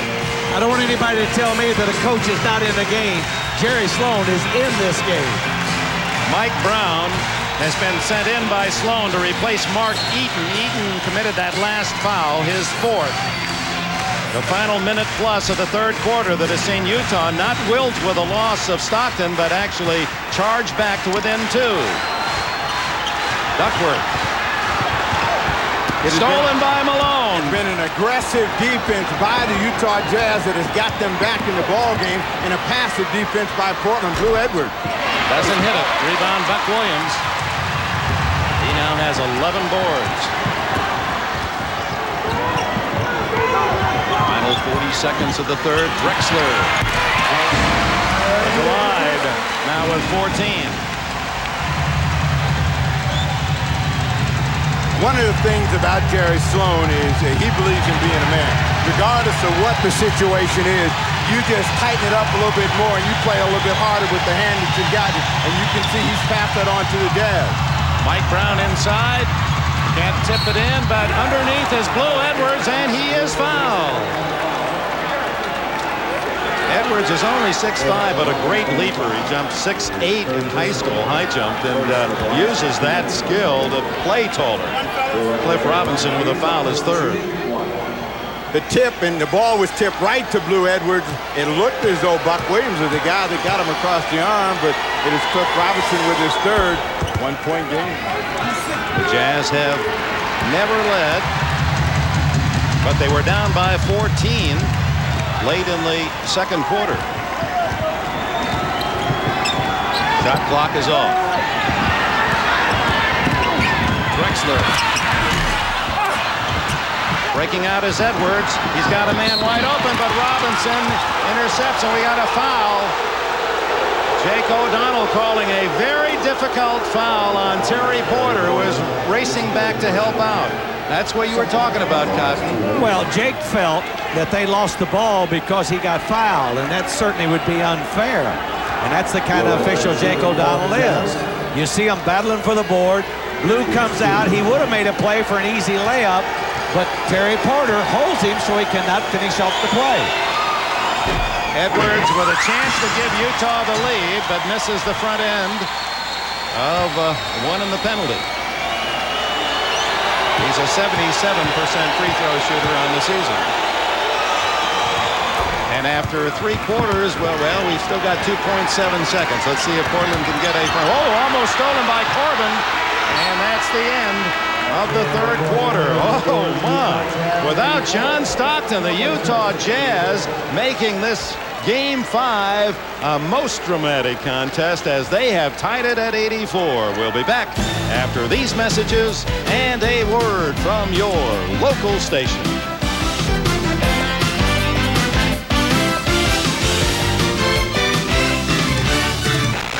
Nearing 8 o'clock on the West Coast, sunset in Portland, and the Trailblazers hitting 3 3-point shots in the third period and yet outscored by 8 as the Jazz have rallied to tie behind Karl Malone, who scored 16 points in the third period.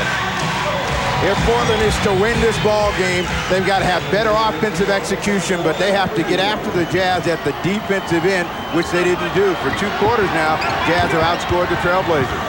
Buck Williams over Mike Brown, a little short, tipped in. It looked like Drexler got it. Drexler does get the tap in. It's the best 2 out of 3. This fourth quarter so critical.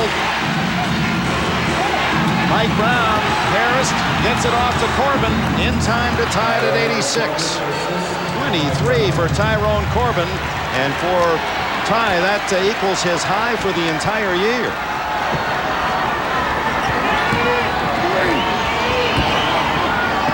Danny Ainge pulls up. Karl Malone rips down the rebound. Again, the Jazz have never led in the game. Jeff Malone gets the basket. No basket. Interference by the Jazz. Malone says yes. He didn't even complain about that. When the ball was still in the cylinder, Ty Corbin tapped it in. I'm really impressed with the poise and the confidence that the Jazz are playing with. Without David Benoit back for his father's funeral, without John Stockton, his eye cut at the end of the first half, and Jerry Sloan playing with 10 men. They've never led. This is perhaps the opportunity for the first time. Now the Jazz have to show some... Mike Brown gives the Jazz the lead, 88-86. They have to show some continued aggressiveness at the defensive end. They are getting any shot they want at the offensive end of the floor. Foul on Jeff Malone is second. First team foul against Utah. 10:18 to go. Utah 88, Portland 86. First team to win 2 goes to the NBA Finals. That same situation exists as the Bulls, the world champions, defend against Cleveland at the stadium tomorrow night. You'll see that at 9 o'clock Eastern, 6 here in the West. Trailblazers have a small team that they're playing against. They also have a small lineup, but they are not going to the basket. Another turnover, and it's aggressive defensive pressure by Tyrone Corbin that forces that one away from Jerome Kersey. Getting a little tough to swallow for Rick Adelman on the far sidelines. Now the crowd with 10 minutes to go, trying to help the defense. Drexler on Jeff. Karl Malone over Buck.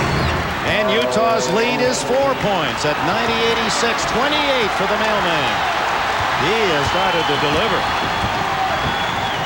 Karl Malone rested only 2 minutes the entire game. Drexler. See, the Trailblazers real tentative right now. Nobody wants to shoot. Nobody's going to the basket. Deep shot, Drexler.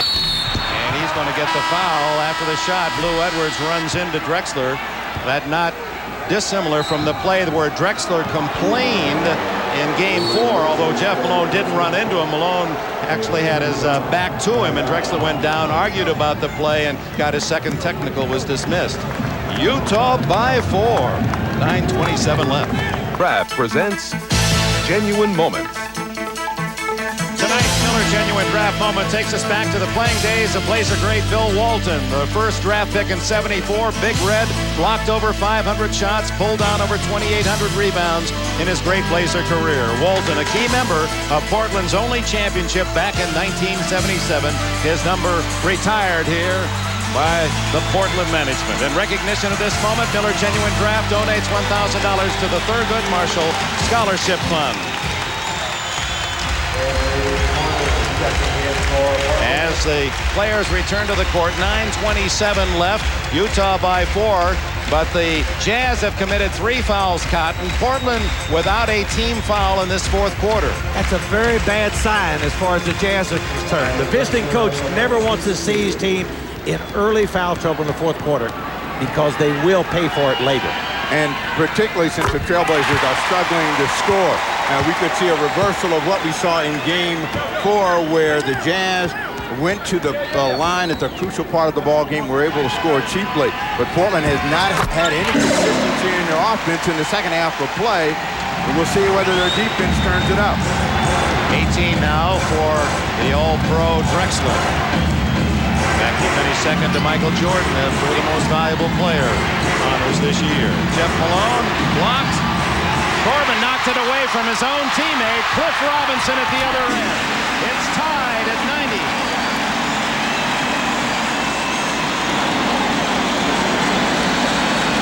And now some pressure put on by the Portland defense, and Malone throws it away. Karl Malone knows he should have shot. 2 straight turnovers against some pressure. That is a bad sign. We may see Delaney Rudd come back in. But it's a sign for Portland that aggressive defense makes good things happen, and they didn't do that in the third quarter. Terry Porter on the pick and roll to Buck Williams. Karl Malone with the missed shot. Malone leading again in rebounds. That's his 11th. A whistle away from the ball.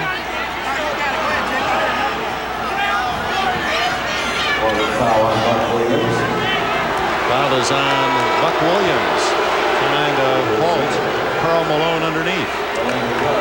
First team foul, second on Williams. They got Delaney Rudd in for that ball handling, and we'll see if that takes the pressure off the Jazz. Rudd has not scored, but he had 5 assists in that third period. Jeff Malone. And Utah reclaims the lead at 92-90.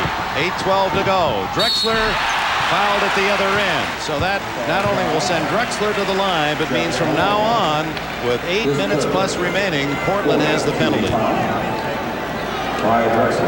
Good recognition that Drexler had an advantage against Jeff Malone. A long pass, Malone pushed underneath. The reason he had the advantage, Malone had just hit a shot on the baseline, and Drexler was out in front of him. Made it easy for him, and it was Porter was smart enough to see it. Foul on Jeff Malone, his third, as Drexler sights in for his 20th point. And ties it at 92.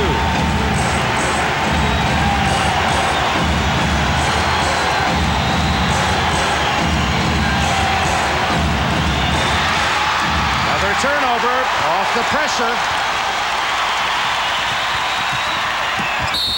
Whoa, Mike Brown knew he'd foul Porter. Terry looking for more than just 2 shots, wanted the flagrant foul and the 2. 4th foul on Mike Brown. The most important thing about that for Portland is Porter went to the hoop to get them in the penalty situation. The crowd reacted because they didn't feel Mike Brown made a play for the ball. That's why they were calling for a flagrant foul. Brown, menacing look on his face right now, but he's got the same problem Eaton does. 4 personal fouls, and if the Trailblazers continue to attack, Cotton, you could be in the game. Without a doubt, because if you can hit free throws, you're going to score a lot. Where are you going to play him, though? Where are you going to put old Lowell Fitzsimmons? We got a timeout with 7:52 left in the 4th. On the final play of the first half, an unfortunate circumstance for the Utah Jazz. Their lead guard, John Stockton, taking a finger to the eye with a second to go from Clyde Drexler. Inadvertent, of course, but Stockton out ever since. Welcome back to the Coliseum. I'm Joel Myers alongside the doctor that has been with John Stockton ever since he suffered the injury, Dr. Russell Shields. The extent and the process that you've gone through. The injury was an his eye in the left eye, medial upper aspects to the sclera. Did not involve the cornea, but caused some swelling of the eye and swelling in the socket, and his problem has been of vision. He's having some double vision, he's having some blurry vision, which is obviously interfering with his ability to perform. It is improving. It has improved rather dramatically, but still with a little bit of distance involved, he's having some problem with double vision. No way in the world he'll be back tonight. We're watching. He wants to come back. We're just making some judgments here in the last few minutes. Thank you, Doctor. Dick? All right. That sounds as if it is positive for those Utah faithful.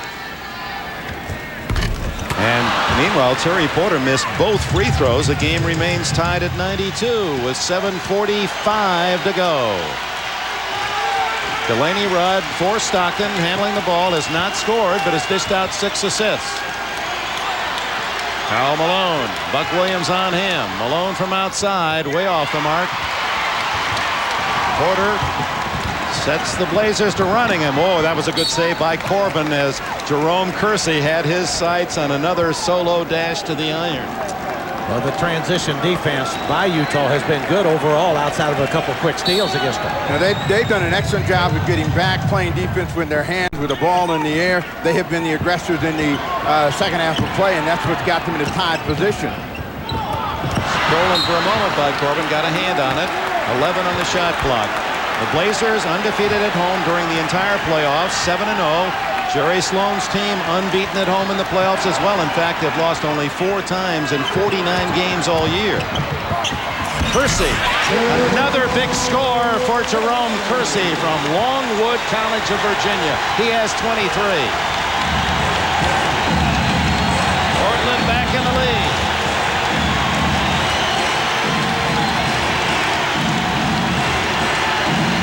Crowd on its feet. Mailman going to the post box and ties it up with his 30th point. Leads all scorers. Now the Olympian at the other end dishes to Kersey. Gets it right back, does Kersey. The guys that have made the difference so far, Jerome Kersey for the Trailblazers, Clyde Corbin. Karl Malone has done what he's supposed to do. The crowd trying to get into the ball game now.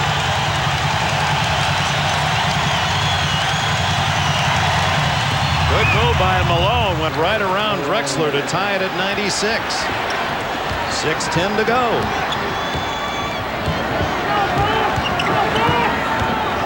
Drexler trying to return the favor against Jeff. Rebound Karl. His 12th board. The Jazz now have the tempo of the game in their favor. Portland's going to have to continue to be aggressive at the defensive end, force some turnovers, and try to get into the open court. There's that struggle inside. Buck Williams and Malone, and Jeff outside, unable to hit the jumper. Cliff Robinson misses the drive. It's tipped in. No basket. No basket. basket. Drexler has the foul over the back, his third, as he went for the tip. Time out by Sloan. You're going to see Cliff come in and miss it easy when he got bumped a little by Brown. And then you're going to see Clyde over the top just a little bit. But don't forget, I told you about Jake O'Donnell. He'll make the call. With 5:29 to go, we play a new game for the Edge in this series. It's Annoying Jay Leno with Branford Marcellus getting ready for our Tonight Show coming up next. But we're going to do it right after. What's the score? 96, 96? 96. Let's get back to him. Tom Cruise is here tonight. How about that? Kathy and Jimmy, the music of Simply Red. But let's get back to the game. We're going to come back after the game. See, we're not even going to come here until the game is over. That's how important it is to us. You know, Bob Costas is talking about leaving the studio to do play-by-play. I think we found his replacement. Leno, he just fits right in with this crew. 96 all, 5:29 to go. Eaton is in the ball game now, so Portland, who had a chance to drive when they got in a penalty, will find it more difficult with Eaton in the ball game. We just received word from Joel Myers that John Stockton will not return tonight. Delaney Rudd's the man, yet to score. But he had a big one against you to win a game, didn't he, Cos? He certainly did. Karl Malone and Buck Williams. Shot clock at 5. And the postman rings it up for his 32nd. 5 minutes to go. Utah by 2.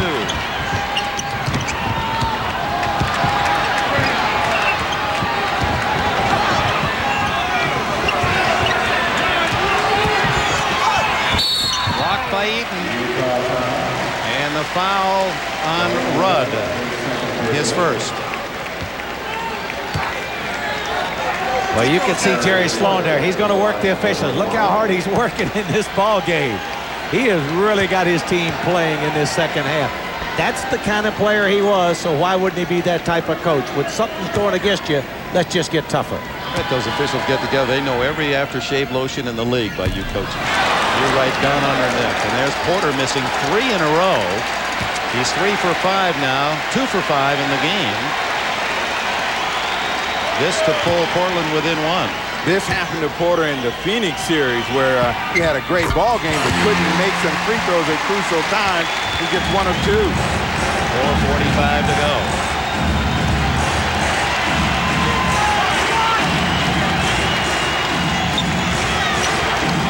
There's Malone. He was on the block. There's a difference. Stockton would have gotten it to him a little earlier. Corbin with 5. Ty Corbin and the foul. Kevin Duckworth has his 4th. And Rick Adelman thought that was just good defense.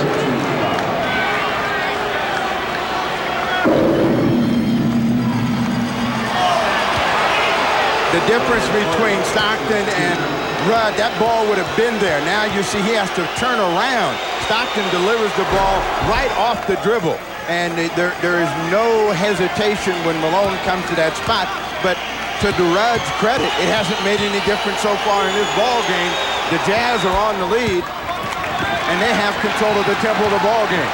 And Ty Corbin with 25, his top effort all season for the Utah Jazz. They acquired him earlier this year from the Minnesota Timberwolves for Thurl Bailey, and that's his career playoff high, 25. Porter to Duckworth, over Eaton. Kevin Duckworth pulls the Blazers within 199, 4 minutes to go. A huge game. 2 wins, and you're in the finals. No one's been able to win on the other team's home court. This is the closest any of the previous games have come. Jeff Malone outside, and the former Washington Bullet has 23. They have had some big shots from Jeff Malone, Ty Corbin. Kersey comes back with a big one of his own. Jerome Kersey with 27. 102, 101, 3:23 to go. Looking for Karl Malone. Corbin almost knocked away. Taken away by Porter. Stolen back by Jeff Malone. Big Karl to the basket, no foul. And it's off Karl Malone to Portland. A nervous series of plays. Drexler and Porter had the ball. They lost it. Karl Malone got it back. As you'll see, the ball bounces off Karl Malone on the floor. Portland gets it back. I tell you, both teams are really hustling, and you know both of them want to win this because this may and probably will decide the series. Terry Porter hits, and the Blazers are back in front. 103, 102, 20 for Terry Porter. Nearly 13,000. Blazer mania. No one sitting down. He's wide open. Corbin way off that time. Porter rebounds. Jeff Malone looks tired, looks up at the clock. Approaching the 2-minute mark and a timeout. Trail Blazers with a score. Portland 103. Utah 102.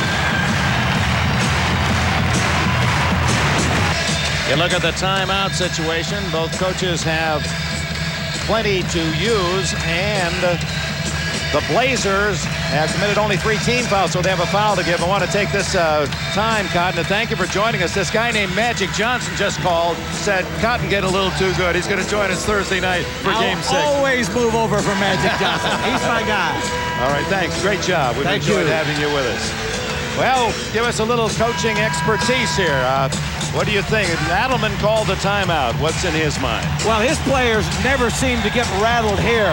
They always play with great confidence, so I know they're concerned about it, but they're not going to be playing afraid. They'll still try to do the same things they've been doing. They do have a foul to take on defense, and certainly the Jazz are in foul trouble. That still may tell the tale of the outcome of the game. The Trailblazers need to do what they do best, and that's go through Clyde Drexler. Let's see if they come up with a play for him. They like to set up a pick and roll. We'll find out whether they execute. Duckworth trying to set the screen. There it is. Duckworth rolling to the basket, and Porter shoots. And it goes over the top to Utah. Duckworth is unhappy because he never had better rebounding position, and the ball went over the top. He was there, nobody in front of him. The ball didn't come to him. 2 minutes to go. Utah with the ball down by 1. Karl Malone has led all scorers with 32. He's on the far side. And here he comes, trying to get position on Buck Williams, and Williams doing a good job. Too good, and a foul is called, the third on Buck. That was 1 to give, so from now on, Utah in the penalty. Trying to come across, they did everything on pressure of the ball, but you can see the hook underneath as Buck Williams got caught. Well, some of these guys would be great offensive linemen in the NFL, wouldn't they? The way they get up into that jersey. 1:42 to go. Wow. Collision underneath, no whistle. They were trying to set a screen for Karl Malone. He's got the ball now. Over Buck Williams. It won't fall. Clyde Drexler pulls it off. Kersey at the other end draws the foul. And Jerry Sloan points back at the other end saying, where was the foul on my man? One thing I've always liked about the Blazers, they don't play scared. Delaney runs in there trying to set a pick on Buck. The referee says, get up, Delaney, let's play the game. Sloan would have liked the foul. A lot of teams, when they got that rebound, like Drexler got it, would have held it up and everything. You think it isn't tough? Rudd got knocked down there, went down the other end, and then Kersey ran him down at the other end. Well, the problem right here, Kersey under pressure. Can he deliver? He needs the first one to go in. Otherwise, we know the second one's going to be short. He's 2 for 4 today. That's his 28th point. A superb all-around game for Kersey. Both ends of the court. He has 28, Duckworth 20, Drexler 20, and Porter 20. 4 Blazers over the 20 mark. And throwing 9 rebounds as well for Kersey in a complete game. The Blazers by 3. 1:21 to go. This is the biggest stop of the night for the Trailblazers right here. Let's see if they're up to it.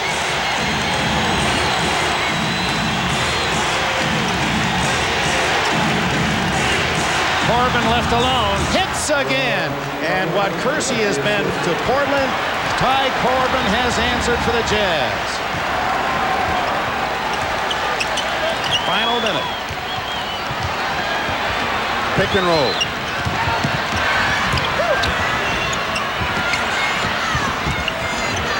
Six on the shot clock.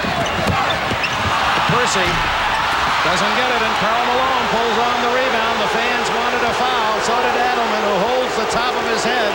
Disbelief. The final precious seconds.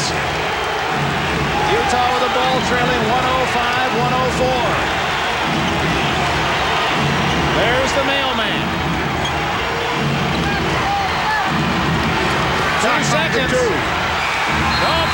With the noise, they didn't hear the buzzer. 24-second violation, and the crowd was a factor. 19 seconds to go. Danny Ainge sent in by Adelman. Kersey out. And the Trailblazers don't have to shoot the ball. The Jazz have to get up. Otherwise, Portland runs the clock out and wins by 1. Whom do you foul? Well, they're going to foul Porter, and he's normally their best free thrower under the pressure, but tonight we've seen that touch leave him. 3 for 6 tonight for Terry Porter. With the loss of John Stockton felt in many ways defensively running the game, but also their best three-point shooter, Utah, not available. I think Jerry Sloan was a little upset, too. They used too many seconds off the clock before they fouled. He wanted to foul early. 13 seconds to go. A 2-point lead.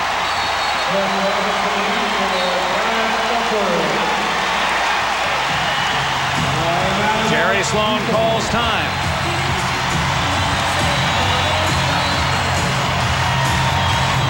Karl Malone says, take it easy, I'll shoot the 3. 20-second timeout. His second shot, Jerry Sloan, perhaps he didn't want that timeout to be taken by his Utah club. You can see him. He did not want the timeout. He wanted it after the second free throw, but Delaney Rudd, who hasn't played a lot, called the timeout. Mental mistakes, and those are the things that coaches die behind right there. They were fortunate they had a 20, so it didn't hurt them because they want to have that ball at midcourt after the Porter free throw if he makes it. 3-point lead, 13 seconds left. If you're Portland, you should foul for possession of the basketball. Look. For a three-pointer. Oh, my! Right down the middle with 5.5 seconds to go. Delaney Rudd for the injured John Stockton, who had not scored in the game, hits a sensational high-arcing 3. It's tied at 107. Timeout.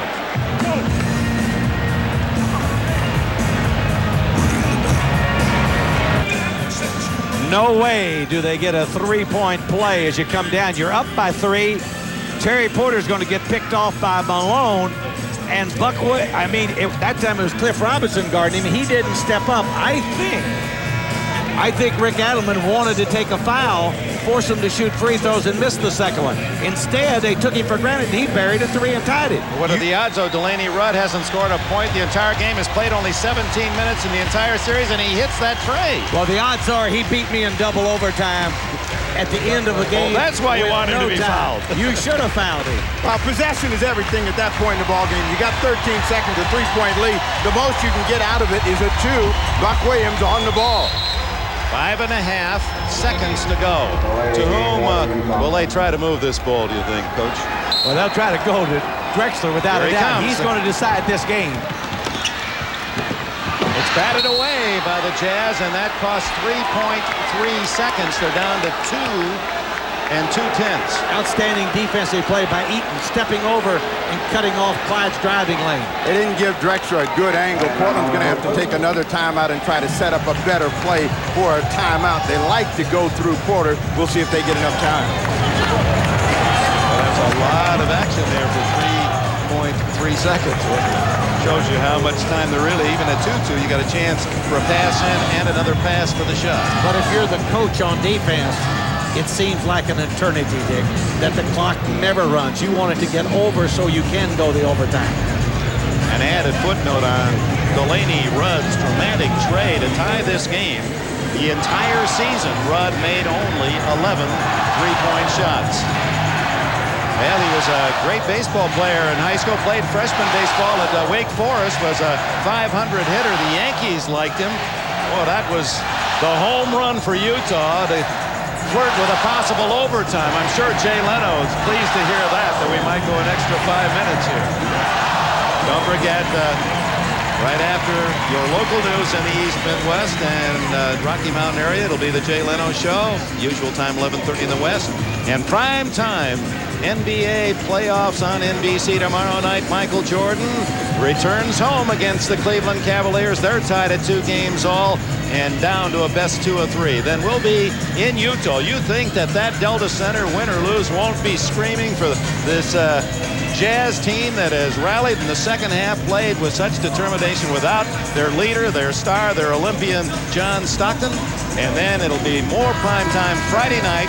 All those games at 9 o'clock Eastern, 6 o'clock on the West Coast. The game of the year for us, 107, 2 seconds and a couple of ticks left.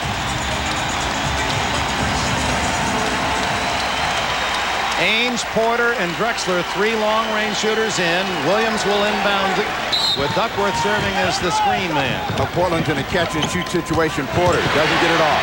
Duckworth does! It would not have counted. It would not have counted had it gone down. Jake O'Donnell, looking for the red light, had waved it off as Duckworth rattled it out. We go to a 5-minute overtime period. Oh. Duckworth had a clean look at the basket because they knew Eaton would be sucked inside, but they never had enough time to get this shot away. We want to reiterate a story we brought you at halftime. Looks like Doug Moe will be the new head coach of the Philadelphia 76ers. The former coach of the Nuggets will be announced as the Sixers head man at a 10:30 a.m. Eastern time press conference tomorrow in Philadelphia. Jimmy Lynam, presently the coach, goes upstairs to become the general manager, and GM Gene Shue will have some sort of player personnel position. In position in Burbank, Jay Leno, Branford Marsalis, and the rest of the new Tonight Show crew, and they will be on the air half an hour after this game ends, whenever it ends. And I assume you'll all be staying up till about 3 a.m. to watch later tonight, won't you? Let's go back to Dick Enberg.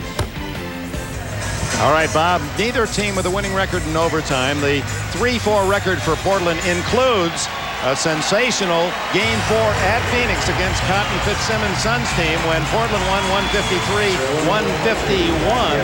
And that was the game that really turned that series to the Blazers' side. Utah, meanwhile, playing without 2 starters, David Benoit and John Stockton. And Stockton, not an ordinary starter, one of the great players in the league, managing to rally from 8 down at halftime without both men. And now we start the overtime, and we have an early jump on the... They say Kersey stole it on the way up, so it'll be the Utah Jazz ball. The team that is the most assertive, the most aggressive in the overtime is the one that generally wins. We'll see which one that is. Fouls could be a key for Utah. Eaton has 5, Mike Brown with 4. They're 2 big men. Duckworth has 4 for Portland. 2-pointer by Rudd. Tap back out by big Mark Eaton. And Rudd looks over at Sloan. Sloan shows 4 fingers. Here comes the play.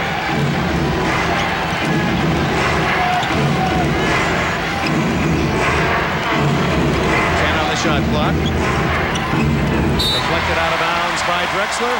Yes, Drexler thought maybe Utah had touched it last. 8 seconds on the clock. Well, the Jazz are looking for Karl Malone, but they can't find him, and everyone else has been shut off. So Portland has done a fairly decent job on this first possession by the Jazz. Malone from way outside. Eaton there to bat it home. Mark Eaton's 4th point of the entire game gives Utah the first points of overtime.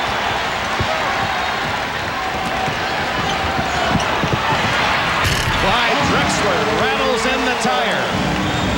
He has 22.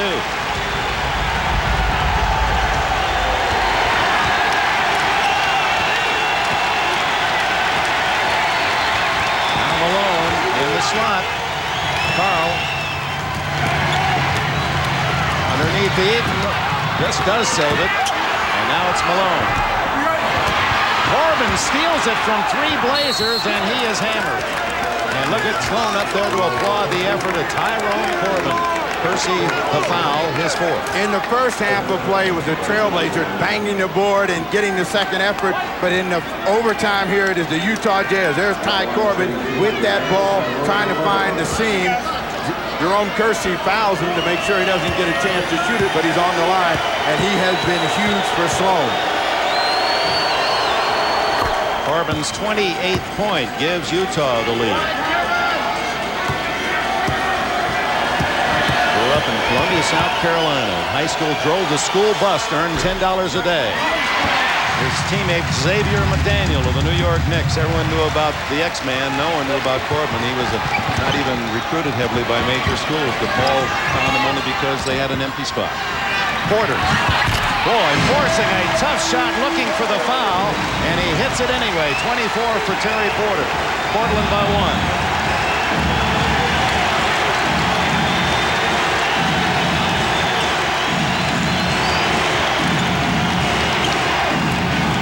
Malone spinning.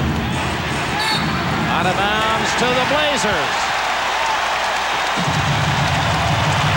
Looking for the foul with Sloan.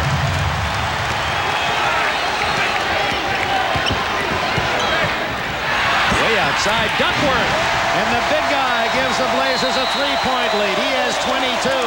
Sloan wants timeout.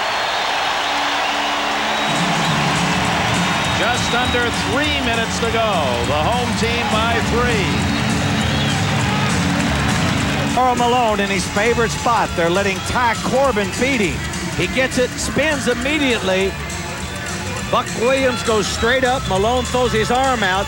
Danny Crawford says, let's let the players decide. He gives it a no call. Jerry Sloan very upset with the no call, like all of us coaches. Let's face it, we want the call when it's against us. But you saw a graphic example right there. Malone spun. They had a good defensive effort. The ball bounced off him, so the officials were right that time. Now, you wouldn't have said that. No, I would have been just like Sloan all over him. But I'm going to tell you, when you see it again, slow-mo, it was an excellent no call. Let the players decide the game. We've got just under 3 minutes to go in overtime. It was tied at 107 at regulation end. Again, if you're just joining us, the Utah star, point guard, the top assist man for 5 straight years in the league, John Stockton, injured in the final seconds of the first half, poked in the eye, has not played since. And David Benoit, another starter, a rookie, home for his father's funeral. The Jazz, nevertheless, gallantly have stayed with the heavily favored home team, the Trailblazers. Malone over Buck Williams. Not there. Rebound, Duckworth. And now with a 3-point lead, the Blazers in some command. They'll chew up some time. This is where you really want to be very quick with ball movement, player movement. The longer you take, the easier it is for the defense to set Portland against the shot clock at 5. Drexler sees the opening and seizes it. 24 for Clyde Drexler.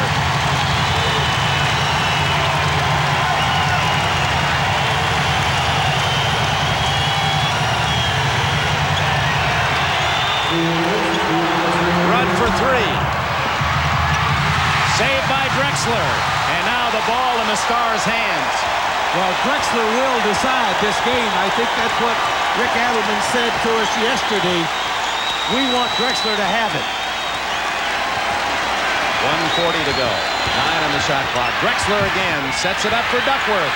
Big game for the big man, Duckworth. And Drexler with the assist. Led his team in scoring. Led his team in assists, Clyde Drexler.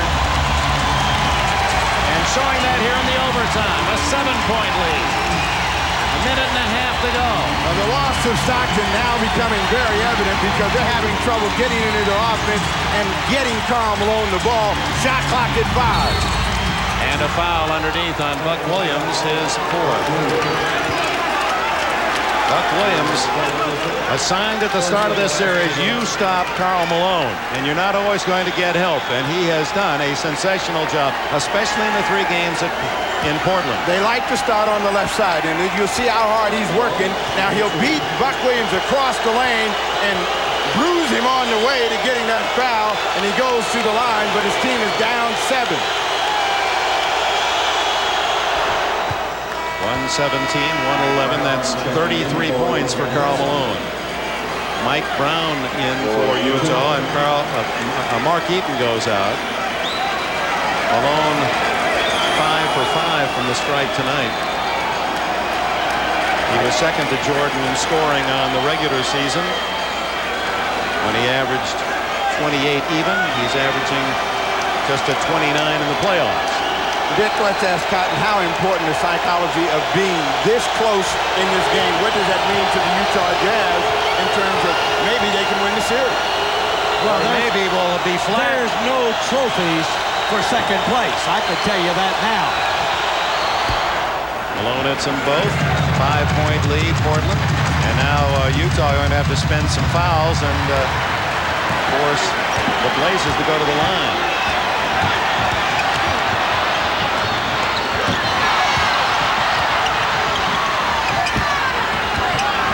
7 seconds. Portland's going to have to get the ball in the air. Drexler wide open is Buck Williams, and that should do it. They're really celebrating now.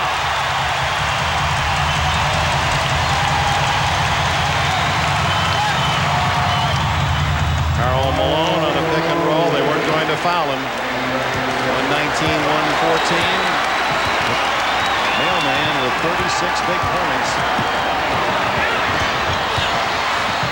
Buck Williams, another slam with 36 seconds to go. And a foul. Mike Brown got him. You can see Kersey coming in, making a nice pass to Buck. I tell you, Steve, I have been impressed with the Blazers in this last 2 minutes with their execution offensively down the stretch.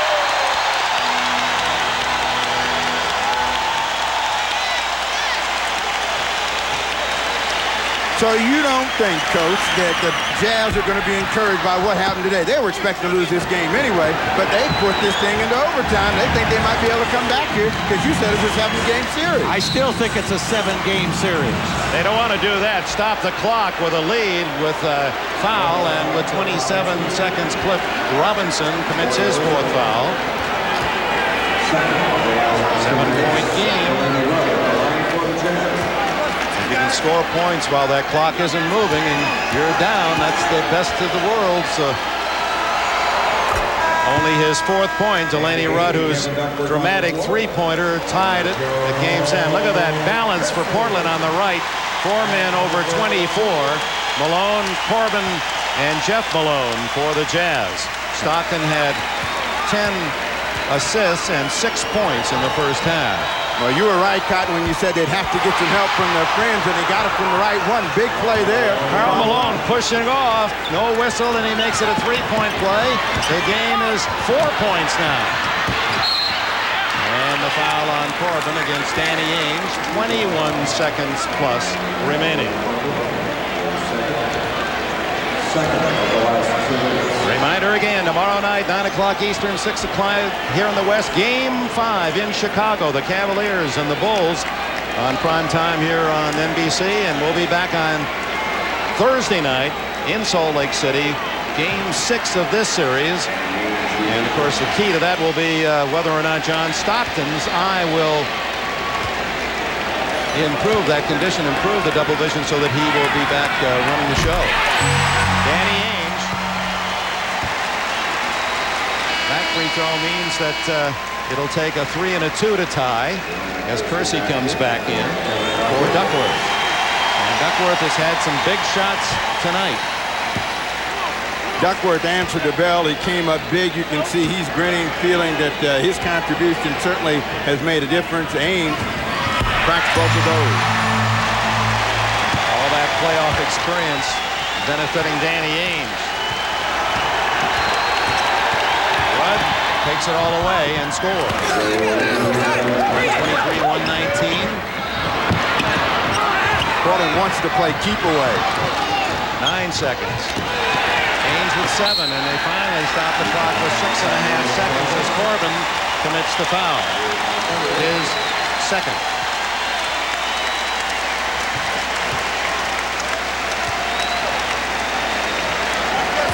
Well, it'll be a disappointing loss for the Jazz if they go on and lose this ball game. And knowing Jerry Sloan like I do, yes, he's proud of his team, but he's not one of those guys that says, hey, you know, we played well, we got beat. He wanted to win this game. What a job he did in the second half. And I have to say that Rick Adelman did the same thing, keeping his poise, because they were on the verge of losing this basketball game at home. And all of the pressure certainly was on the Trailblazers in the second half to find a way to keep the Jazz from stealing it. And they got a little good fortune along the way. 6-point game. It will take 2 miracle threes for Utah to tie it. Sloan looking for just that chance. It was tied at 107 after regulation. Portland led at the half by 8, the biggest lead 14.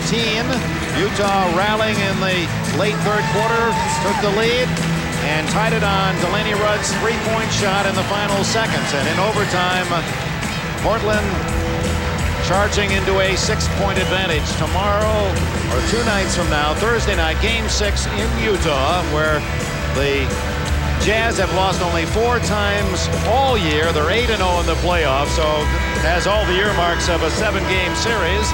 And if 7 is required, it'll be on Saturday afternoon here in Portland. Meanwhile, Chicago and Cleveland, each team winning at the other team's home court, go to Game 5 tomorrow at the stadium in Chicago. They'll play on Friday night here on NBC, and their game will be on Sunday, either afternoon or evening.